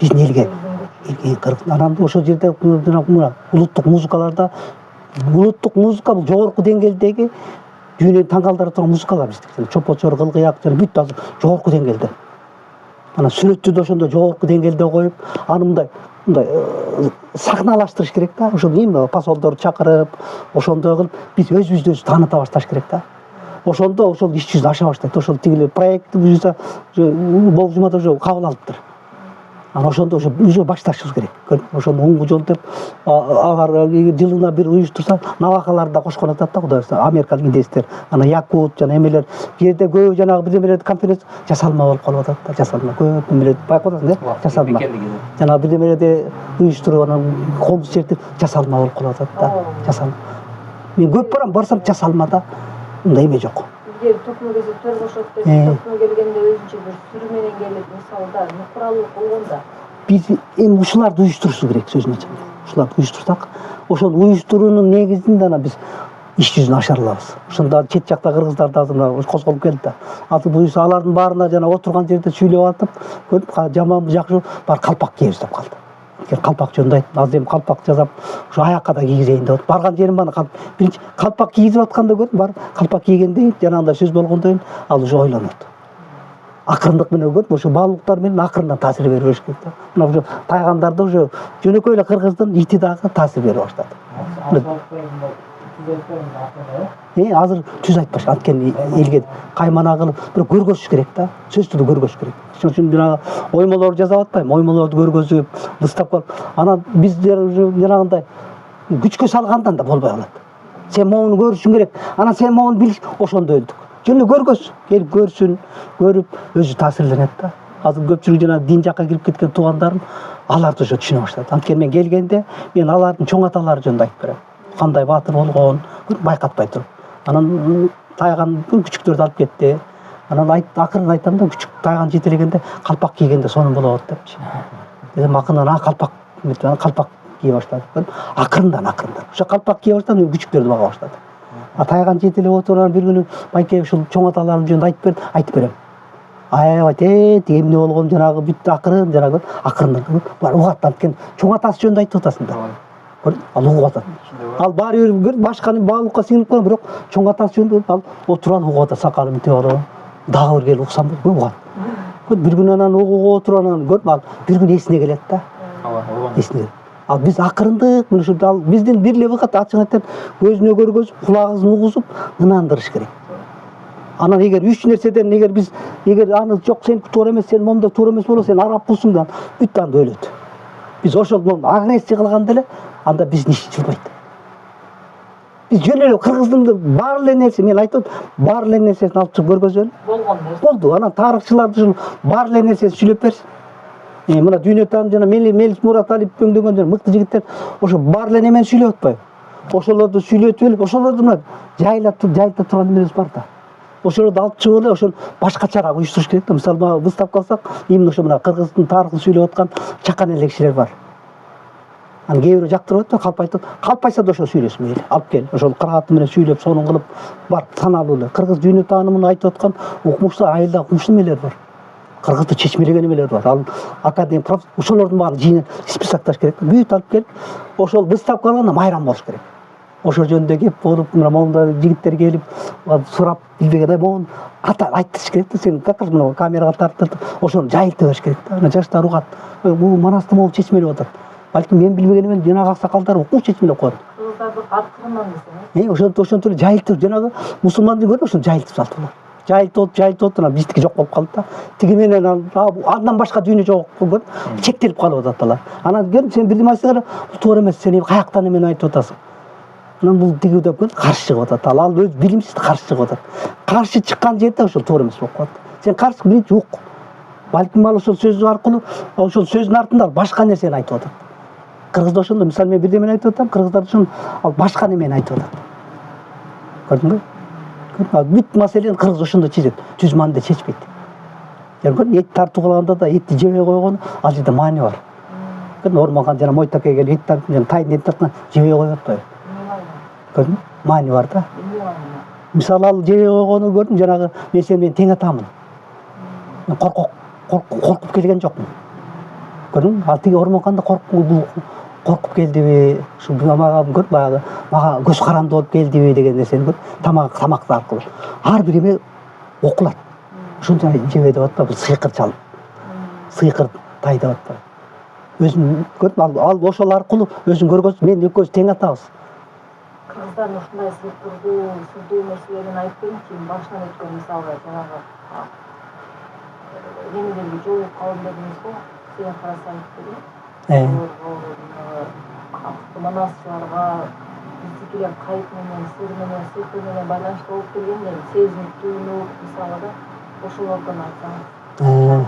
Жакшы, биз кээинки мисалы сүрөтүңүздү тартарда да сизге балким аян келетти, же бир толгоноп турсуңуз мисалы, же түнүңүз тынчы кететтир, кандай болот ошолордо дагы? Мындай болот экен, кээде жанагылар айтып атпайсыңбы, жанагындай касиеттүү кишилер жөнүндө баягы угуп, анан ошол жөнүндө иликтейсиң да, иликтегенде таң каласың да, ушундай да адам болобу деп. Таң каласың, ушундай дагы эс тутум болобу. Анан ушундай жана касиет. Мисалы көрүп, ошолордун касиети жөнүндө айтсаң, азыркы современный ал жөнүндө укпаган киши үчүн ал мындай туура эмес болуп калат да. Бирок кыргыз ошо менен жашаганда. Жанагы бүт эле манасчылардан булардын жанагы кайып немесин укканда таң каласың. Аралашып жашаган. Манаска келип, бүт эле кайып. Бул азыркы манасчылардын баары тең аян алып манас айтат. Бирок көп айтпайт, бирок ошолордун немесин таап айтсаң айтып берет да. Көрдүңүзбү? Мисалы жанагы талантанды айтып атам, жаш бала. Уктап атканда укмуш айтат экен. Кырааты менен айтты. Мен айттым, сен уктап эле айтышың керек экен деп. Анан баягы ойгонгондой ал уктап аткандагы да айтпай айтат да. Анан мен өзү да айткам, сен уктатып айтыш керек окшойт депчи. Уктаганда укмуш кырааты менен айтып атат. Сөзү да көркөм, тигиниси да көркөм, анан өзүнө да айткан. Тамашалаганда сен уктатып тартыш керек экен депчи. Уктатып койгон манас айтырып, анан өзү да мындай өзү деле билбейт. Анан баягы ойгонгондой айтса, андагы да энергия болбойт да. Анан өзүнө да айткан. Сен ойгонгондойун тигин уккандайын, муну чөтө уккуң келбей калат экен дегендей айтсам, билип атпайбы? Көрдүм, ал кыргыздын жүйнөсүндөн мага айтып атпайбы, сен түшүнүү болбойт да. Анан ар бир манасчы ошондой ыйыктык менен баары ошондой кайып жүйнө менен аралашпаса манас айта албайт экен. Ошонусун байкап калдым да. Жана акелердин баарын бүт окуп чыктым да, карап чыктым. Бүт эле ошол кайып. Жана Кыдыр аке деле төрөлөрдө Кыдыр келип айтып атпайбы? Тиги эркек бала төрөсөң Кыдыр кылып коюп кой дейт. Ошондо атабыз тиги башка бир жака кеткен экен да, баягы энебиз анан баягы эме кылып, дасторкон жыйып, анан атын байлап коюп, чөп салып коюп, анан эметип отуруп, анан ошондо айткан экен. Эркек бала болсо атын Кыдыр кылып кой депчи. Анан эртең менен турса эле баягы кандай уктап кеткен турса эле баягы киши жок дейт. Аты да жок, жеген тамагы эчтеке жебептир дейт. Анан тиги атабыз көрүп анан сураганда, анан ушуну Кыдыр деп кой, эркек болсо депчи. Кыдыр кылып коет. Баягы баардыгы кайып менен байланышкан да. Бүт акелердин баары. Жана Садыр аке деле жанагы уктап атканда көрдүм, уктап атканда тиги казактын жана Деркенбай айтып атпайбы, жанагы Садыр аке уктап атса, аман ойготпо деп аян түш көрүп атты. Карасаң, тиги Нурдөөлөткө айтып атат да, тиги саяктардын бийини. Анан отуруп, анан ар жакка келип анан көрдүм, отургандан айтып атат да, ай, сен эми ордуңду баса турган сен тукумуң барбы депчи. Сен ойлонгон жок да ал. Отуруп анан жана уктап аткан ким эле деп атпайбы. Ал ошол биздин уруудан. Десе анан ошол аян түш көрүп атты эле, сенин ордуң ошол болот. Тигилер көрүп, ал казак, алда көз ачык ошол болот. Анан эмне болсо анын колдоосу Арыстан экен көрдүм. Карасаң. Кийин тиги карасаң, жана ошол жанагы тор айгырдын үстү жагына жана кенчи таап алат. Таап алып анан ийнесин күтүп, 2-3 күн күтүп, анан баягы касып аткандар баягы унаага жиберет да. Агасынчы барып уна алып келип жүктөп кетели депчи. Анан кеткенден анан баягы эмени касып атсанан жанагы Жалаңач Кыдыр пайда болуп атпайбы. Ай аке, түкүнчө бир эмеде бир эме бар. Ошону алып бер дейт да. Анан издеп, ай таппай коюмчу, изи калып өзү жок дейт. Ошондо байкап калган Жалаңач Кыдыр турбайбы. Ошону кийин тиги казактын да жаш баласы да көрүп атпайбы. Тиги жана Беш батыр теги эмеде тосотто турган. Илгери таң калышты, мен окуп ошолордун баарын көрүп алам.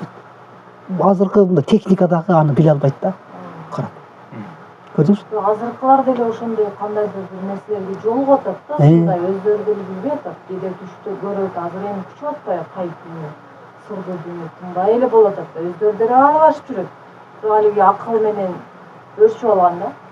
Кыргыз ошондой жашаган экен да. Ошондой жашаган. Жана мен бул тайганга кызыгып жүргөндө көп мүнүшкөрлөр жөнүндө окудум да, саяпкерлер жөнүндө окудум. Мисалы мындай карап туруп эле кушу менен келсең айтып атпайбы, сен азыр муну тоодакка салба деп айтып атпайбы. Анан тиги көрүп баягы чыгып тоодакка салба, эгер тоодакка салбасаң быйыл сал, эмдиги жылы бул тоодак калат, бул кыраган экен деп анан эшикке чыккан тиги келжирей берет бул. Барып анан тоодак чыкса салып үй деп атпайбы. Көрдүңбү? Анан салып үй анан тоодак качып кетип анан эмдиги жылы анан билбейт деп ойлойт да. Тиги баягы мүнүшкөр эмдиги жылы келип анан баягы кушту таптоого келет да. Келгенде анан аксакал муну кушубузду кемчилигин сурайлы деп келди десе чөгөт да ошо жерден. Сен тоодакка салба дебедиң беле да, билбейт деген ойлойт го. Сен чыгып эле тоодакка салган турбайсың депчи. Куш айтып атпайбы депчи.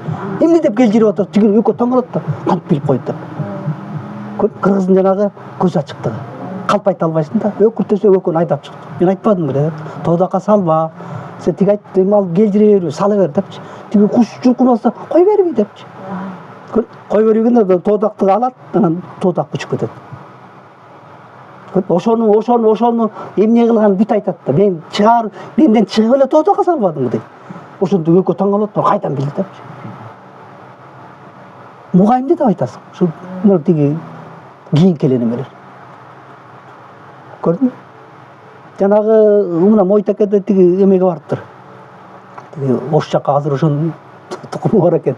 Барып анан ошо бүркүттүн сырын билем деп бир кызга барып десе анан бир жумадан кел деп коет. Кайман айтып атат, бир жума жүрүп анан кайра бир жумадан келет, келип анан десе, эми бир айдан кел деп бир. Койкуй, бир ай кантип келем, мен тиги көлдөн келдим. Көрбө, Кайман айтып атат, түшүнгөн да. Анан экөө нике кыйып, андан балалуу болот. Балалуу болгондон анан мен сени ала кетейин десем, мен барбайм дейт. Тукум алып калып атат да. Анан эми сен мен уруксат бердим кет дейт да, кетебин деп. Ошону кеткен да. Азыр ошол Мойтакенин тукуму бар. Илгери ошондой көзгө көрүнбөгөн нерсени баарын билген да булар. Ушулардын баарын мен ошолордун баарын окуп, ошолор жөнүндө баягы эме санжыра угуп отуруп, ошонун баарына сиңирилип калдым да. Анан ошонун баарын билип отуруп, жана мен мисалы баягы жаш кезде, аябай жаш кезде ошонун баарын окуп отуруп, мен таң калчумун. Дүйнөдө мындай эл жок болуш керек. Ошондой таасирленип калдым. Анткени анын баарын окуп көрүп атып, өзүм кулагым менен угуп, анан эч тигинин баарын окуп отуруп, кыргыздын ким экенин билдим да. Көрдүңбү, ошон үчүн жана кээ бир аксакалдар айтат, бул бүкүл ойдон калды депчи. Анткени башка баалыктар сиңире албайт. Угасың, бирок сиңирбей калат. Анткени сен өзүңдүн улуулугуңду тааныдың да, эмне болгон эл экенин көрдүң. Эмне болгон жанагындай дүйнө менен аралашкан, ал кыргыз гана аралашат. Башка элге мындай ишенбей коюшу мүмкүн башка эл. Ал башка эл андай нерсе менен аралашкан жок. Жана аруу, ари деген ошондонбу деп калдым да. Аруу эл. Жана эмелердин баарын окуп, айтып отурсаң азыр укмуш көп нерселер бар да. Азыр сен сурап көрсөң, укмуш нерселер бар да, анын баарын айтып отурсаң жомок. Бирок анын баары чындык. Анын баары чындык да. Аябай таң калган да жерлерим бар да. Мисалы ошол ар бир жанагы жишана деп жана көбүрөөк сайрап калганым, буга өтө терең маани берген экен кыргыздар. Жишана деп атты, жишанасы бар экен. Кыргыз мындай карап туруп, жишанасы бар экен деп ошону баалаган. Бул эми көчкө ошол жишана жылоолобой калды да бизде. Жишана. Колдоочулар. Жана акыркы Курманжан Татканевичтин колдоосу Жолборс болгон. Жишаналы баатырды кыргыз эли сыйлаган. Колдоо алган, ошол элдин казынасы катары мындай караганда, ал балким жана баатыр киши аябай, эми баатыр кишилердин өзү мүнөзү эмерээк болот. Чорт болот. Балким мойнун толук өлтүрүп коюшу мүмкүн. Ошон үчүн жанагы көк жал карчыгырды коюп койгон эмес да, бул жерде баатыр жашайт. Символ да. Аны муну тамашалашпа, мойнуң толук коет деген кеп да. Бизде да карчыктын териси кийинип Ошол көрдүм, ошол жерде баатыр жашайт. Абайлап тамашалаш деген кеп да. Ал баатыр сен ойлонбойт, ал сотто тиң барып сен келдирсең мойнуң толук өлтүрүп коет да. Алдын ала тияктан баатыр жашайт. Көрдүңбү? Ошол баатырды, ал жишаналы баатыр элдин казынасы. Көрдүң, элдин казынасы. Эл ошол жишанасы менен эл өйөйт. Көрдүң, ошон үчүн илгерки жана ормон кандарды ошол жишаналы баатырларды казына катары караган да. Ошону сыйлаган жана сырттанды сыйлайт деген кыргыздар да. Ошондойду жишаналуу ким төрөлөт деп алдын ала даярданышкан десем. Даярданган, ооба. Коргогон, сырттан фаланча жерде төрөлөк деп ага даярдык көрүшкөн да. Мен оюмча ушундай деп ойлойм да. Мисалы мына биздеги жана Мойтаке деле Манастагы несен бар, мына чындык айланып атат. Жанагы Жамангарада төрөлөдө энеси жолбостун жүрөгүнө талак болгон. Көрдүңбү? Көп немени карасам ошондо көрдүм, жанагы бүт эме жолбостун жүрөгүнө. Манас атабызда жолбостун жүрөгүнө, чийирден жолбостун жүрөгүнө талак болгон. Кийинкенелер деле. Кийинкелер да талак болгон жолбост. Балбайда дагы энебиз Айжан эне жолбостун жүрөгүнө талак. Аны Мойтаке байкап калат. А Мойтаке көрдүм, билет дагы өтүп баратканда тиги атабыз чыгат, тиги Мойтаке келет, тиги өргөзүп калалы дейт да, тиги жинди болду деп бакка айлап коет. Айжан энебизди. Талгак болгондо өзүн неметип коет экен, ал көрдүм, аны түшүнүш керек да. Аны өтүп баратып анан тиги бошоткула деп атпайбы. Жинди болгон жок, бошоткула деп тиги. Анан тиги чүгүнүп киргенде бир эле карап айтат, мунун ичинде шер жаткан турат. Анан чакырып келип айтат, бул жолборстун жүрөгүн таап келгиле. Бул жолборско талак болуп аткан экен деп. Ошол маалда көрдүм, жана жолборс жок болуп кеткен. Көрдүңбү? Бир жерде чоң сыр жатат. Жана орустун императору көрдүм, келип анан айтып атпайбы, жолборстун күчүгүн алып келгиле деп атат. Жана Садыракеге. Ошондо бүт жана орустардын келип, бүт жана кыргыздын бийлерин мөөрүн алып коет. Жолборстун күчү, ошо жолборс калдыбы деген кеп да, кыргызда дух калдыбы деген. Анан таппай айласы кетип анан жана Садыраке анан тиги күнгөйдөгү жана чоң мергенчиге барып айтат, бул Кыргызстанда жолборс жок болуп кетти, кандай кылабыз? Мөөрүн алып койт да, сен жок кылам деген кеп да. Анан отуруп анан тиги айтат, бул Кыргызстанда жолборс жок болуп кетти. Анан орустар келип кырып таштаган да жолборсторду. А бизде жолборс болгон. Көп болгон да. Анан эми Кытайдын бир жеринде ушундай жолборс бар, кызыл жолборс бар. Аны алыш үчүн аны мергенчиси алат. Анан жол жобосун айтып берет. Ушундай жана тамекинин немесин алып алгыла. Анан кандай кылып алыш керек, жөнөлүп ала бербейт жолборсту. Жолборс арыстандан да чоң болот. Анан ошол кайсы маалда төлдөйт жолборс. Кайсы маалда ошол күчүктөйт. Ошонун баарын эсеп, жыл эсебин билген кыргыздар. Мисалы көрүп, боз үйдө жатып эле ошол жыл эсебин чечкен. Интернети жок. Интернет жок эле. Так быйыл таңдын көрө кыш катаал болот экен. Мисалы кээ биринде сынчыламда каралай, тиги тоодо азыр кар жайып экен, малды ылдый түшүргөн. Интернет менен барып анан ошондо интернет алдап коет. Айткандай болгон да. Быйыл төл жакшы болот, төлүң жакшы болот. Айткандай болот. Анан барып анан деле жолбостун күчүгү, жөнөкөй эле күчүгү бир койдун салмагында экен. Барып ошол айтканын ошол эме менен барып алып келет. Алып келгенде ошону алып анан тиги жолбосту тартып алып атпайбы императорго. Анан тиги император да тигилерде көз ачык да, көрүп анан Садыракени бул жөн киши эмес экенин байкайт да. Байкап аябай кадырлап сыйлап анан белек бечкек берет. Берип анан эки жанагы жоокерге айтат, муну чек арага чейин узатып кой, бул кадырлуу киши дейт. Анан жолдо узатып баратып анан баягы жөнөкөй эле кыргыздын чалы белек бечкектерин алып туруп анан качып кетели дейт да. Дегенен тигине алайын деп тиги ар жака жуунганы келсе анан тигини алып качып бараткан астынан жолборс чыгат. Болгон окуя эмеде жазылган. Тиги эки салда жүрүп чыгып калат, кокур кайра келип анан чек арага чейин узатып берет. Көрдүңбү? Жолборстор каптоо дейт. Жана кайып деп аталышкан ошол жолборстор. Эми жана ар кандай бийлер хандар отурат, жана ушундай жолборстор колдоп келатат. Анан ушундан башка анан өзүкө бекем отурган анан кыракта болуш келип анан бир күчүн алып антип одар антип алып кетти. Мунун көрүп сен сосор ушул нерсени башка өнүккөн эмелердин баары билет. Жанагы Жамангараны да көрдүм, тиги жанагы мен айтып бербедимби беле. Көрдүм, ошон тиги султандар тиги шыгай чакырып атат. Именно Жамангараны алып кел деген ошо жишанасы ошо бизде калып калсын деп атат. Именно биринчи ошо жишаналы Жамангараны өлтүрүп андайны кыргыздар чаап атпайбы.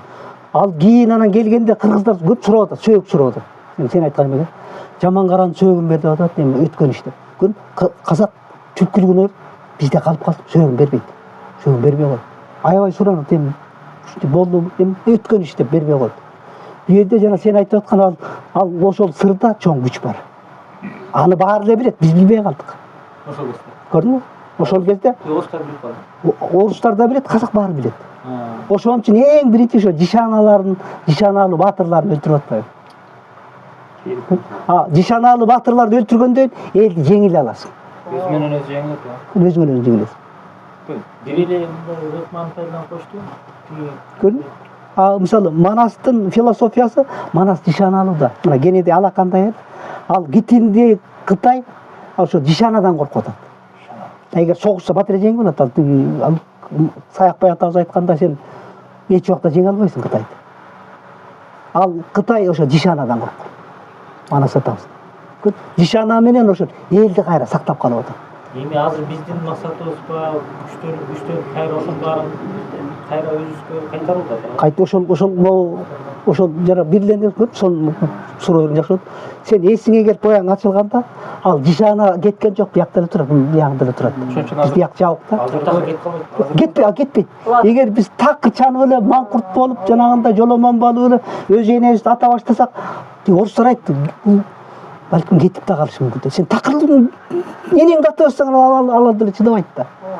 Ошон үчүн өзөк деп жанталашып атат. Аялды атуу деген ошо энени атууга барабыз ошол. Сен өзүң жана эне тилиңе каршы чыгып атпайсың, көрдүң, ачык чыгып атпайсың. Я виноват, что ли, депчи. Энесин атып атат да, көрдүң. Бирок ал виноват эмес. Бирок аныкы да анда да чындык, ал да виноват эмес. Ошол киши я виноват, что ли деген сөзү глупый сөз экенин өзү түшүнүп атат, билип атат. Мен келесиңиз андан акылдуу эле ал жок бир саясат бар да. Атайын истиновка болот. Негизи ошол өзү айткан сөзү мындай ылдый деңгээлде экенин өзү сезип атат, билип атат. Бирок ал да мисалы анда да күнөө жок. Анткени ага да эч кандай маалымат айтылган жок да. Азыр ошон үчүн мына эң негизги азыр ушул маалыматтар жайылтышыбыз керек. Мындайда мен айтайын дегеним, булар материалдык жактан мисалы кыргызды жегендебир, эл көрүп эле алып алабыз деп ойлоп атат. Биздин духовный, духтар колдогон мамлекет, өлкө экенибизди түшүнбөй атат. Бизде бирөө калса да, бир кыргыз калса да ошончо дух колдоп туруп чыгып кетерин, көмөскө жагын түшүнбөй атышат да. Бул кыргыз эч качан мындай жок болбойт го. Кыргыз болот да. Болбойт. Эгер бул көрүп жанагы Межерайтес айтып атпайбы? Башкасы чыгат. Межерайтес айтып, Манас токуп чыгыптыр да. Ошондо Межерайтес чоң акын айтып. Манастын ырсаптары турганда кыргыз эли эч убакта жоголбойт деп атат. Көрдүңбү? Манас турганда кыргыз жоголбойт. Эгер биз жанагыдай Манасты жокко чыгара баштаганда, бул аракет эми көп нерселерден интернет окутат, көп аракет кылган. Ошондон жанагы бүт жанагы эмне деген көрүнүктүү окумуштуулардын баары тең жок кылган да. Жанагы эми алардын баарын билесиңер. Андагы жок кылабыз. Булардын саясаты ошол.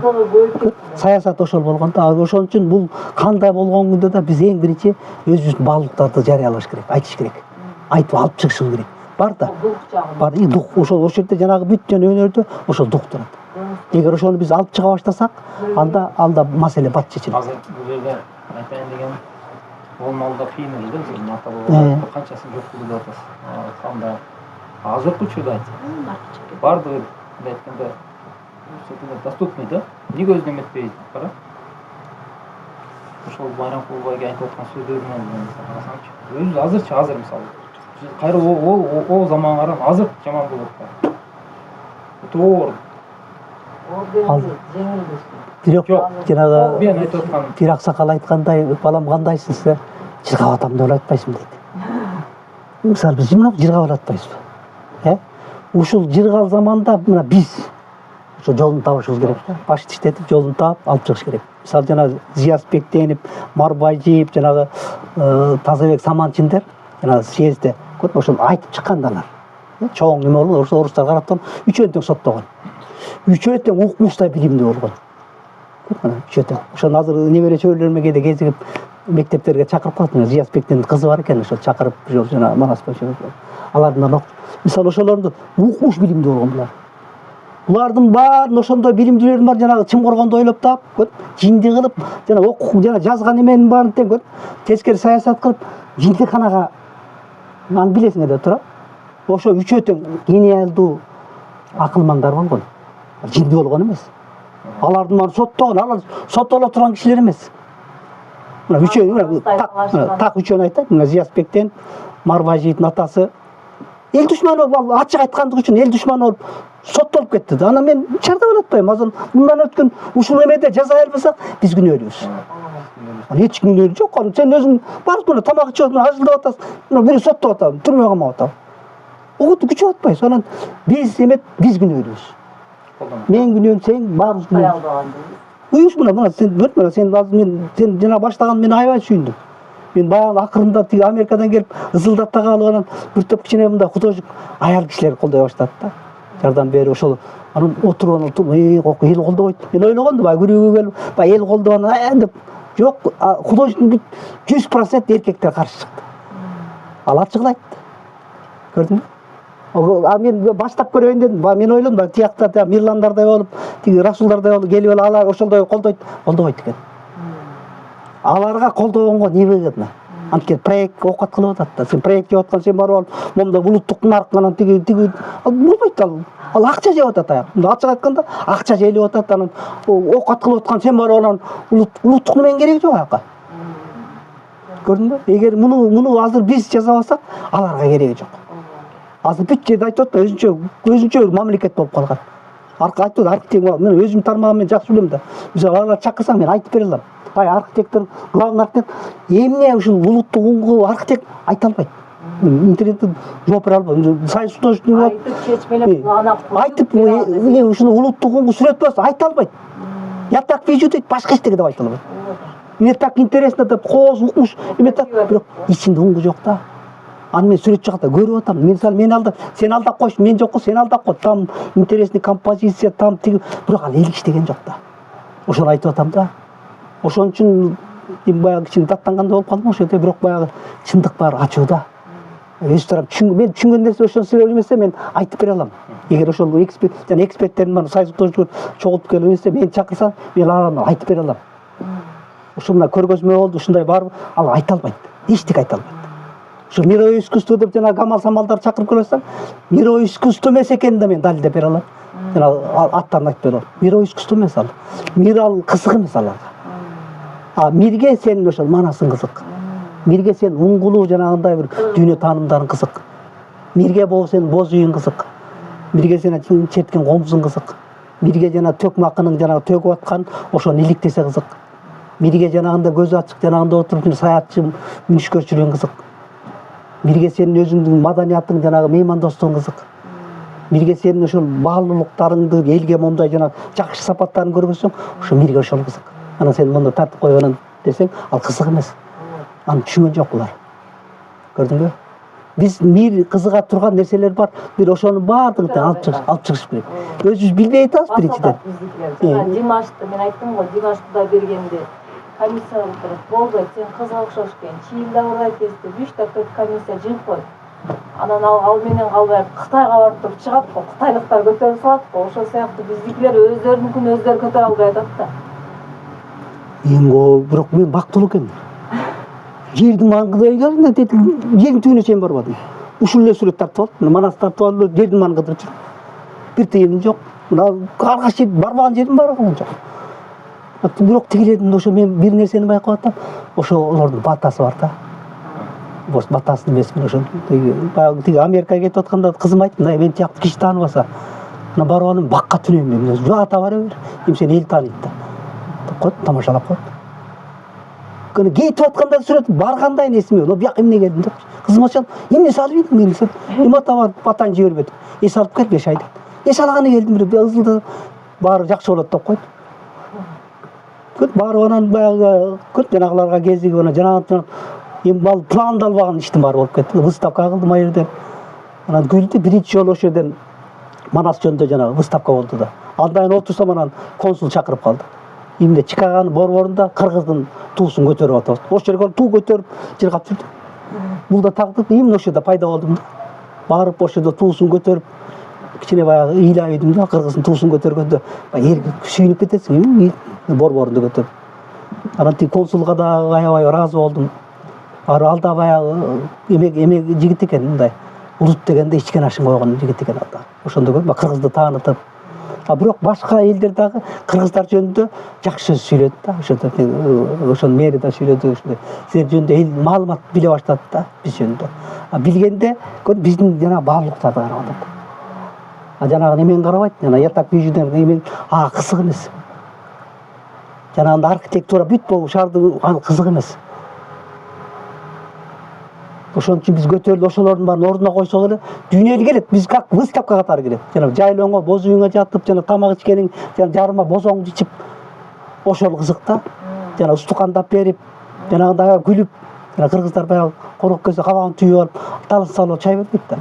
Күлүп, аябай эметип жанагы мамашамда көрүп, жана туристтер келчү да, көл жээгинде жашайбыз да. Келип сүт алып келип, молоко деп.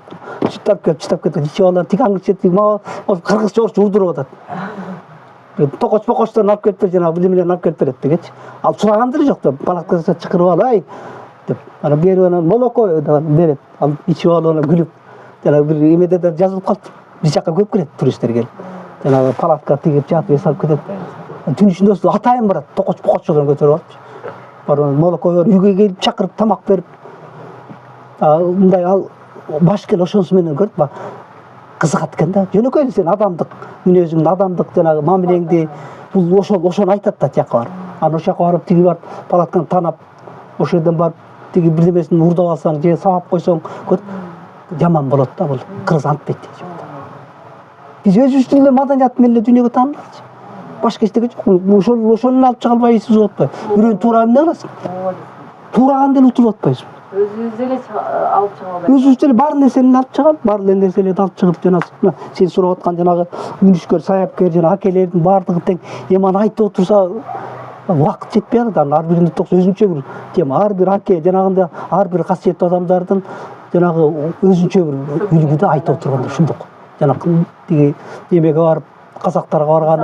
Аны сиз билесиз да, аны көпчүлүгү билбейт да, китептерде деле жазылбаган. Бул нерселерчи илгеркилер эми мисалы материалдык дүйнө менен көз караш менен калып кетти го. Азыр эми духовный дүйнө, манас дүйнөсү, кайып дүйнө күчөп атат да. Бизге эми ошолорду айтып бере турган көргөн адам катары биз сизден уккубуз келет да. Мына ошол жанагы уккубуз келет дегени бизге азыр эми кайып сырдуу да. Алардын жолу кең же манас илимин мухит жаткан. Ошонун бир жакшы нур кубаттын чексиз жарык жолун табыш үчүн мисалы угушубуз керек да сизден. Бизге сабак керек менин ошон үчүн сурап атканым. Азыр Алар калыш керек да. Сен азыр эстеп алсаң, бүт эстеп атам да, баардык кимисин айтарын билбей атам да. Баары тең керемет. Ошол ар бир аке сен айтып аткан эменин баары тең өзүнчө бир шундук мындай окуялар бар да, шундук окуялар бар. Ошол эми бир чекеден айтып берем. Мисалы азыркыда бир экөөбүздүн айтсабыз, менде ушун тынбай айта беребиз. Айта берсек болот. Ушулар буйрукса тынбай көрөбүз. Мен ойлоп атам, биз моундай жаштарда отургандачы, моундай жаштарга ошолорду айтып отуруш керек окшойт да өрнөк кылып. Ошол менен бул Сарт аке моундай сүйлөгөн, Мойт аке мындай кылган, Кадыр аке Карач мындай кылган. Сырдуу дүйнөсү табышмагы. Шуну айтсаңыз.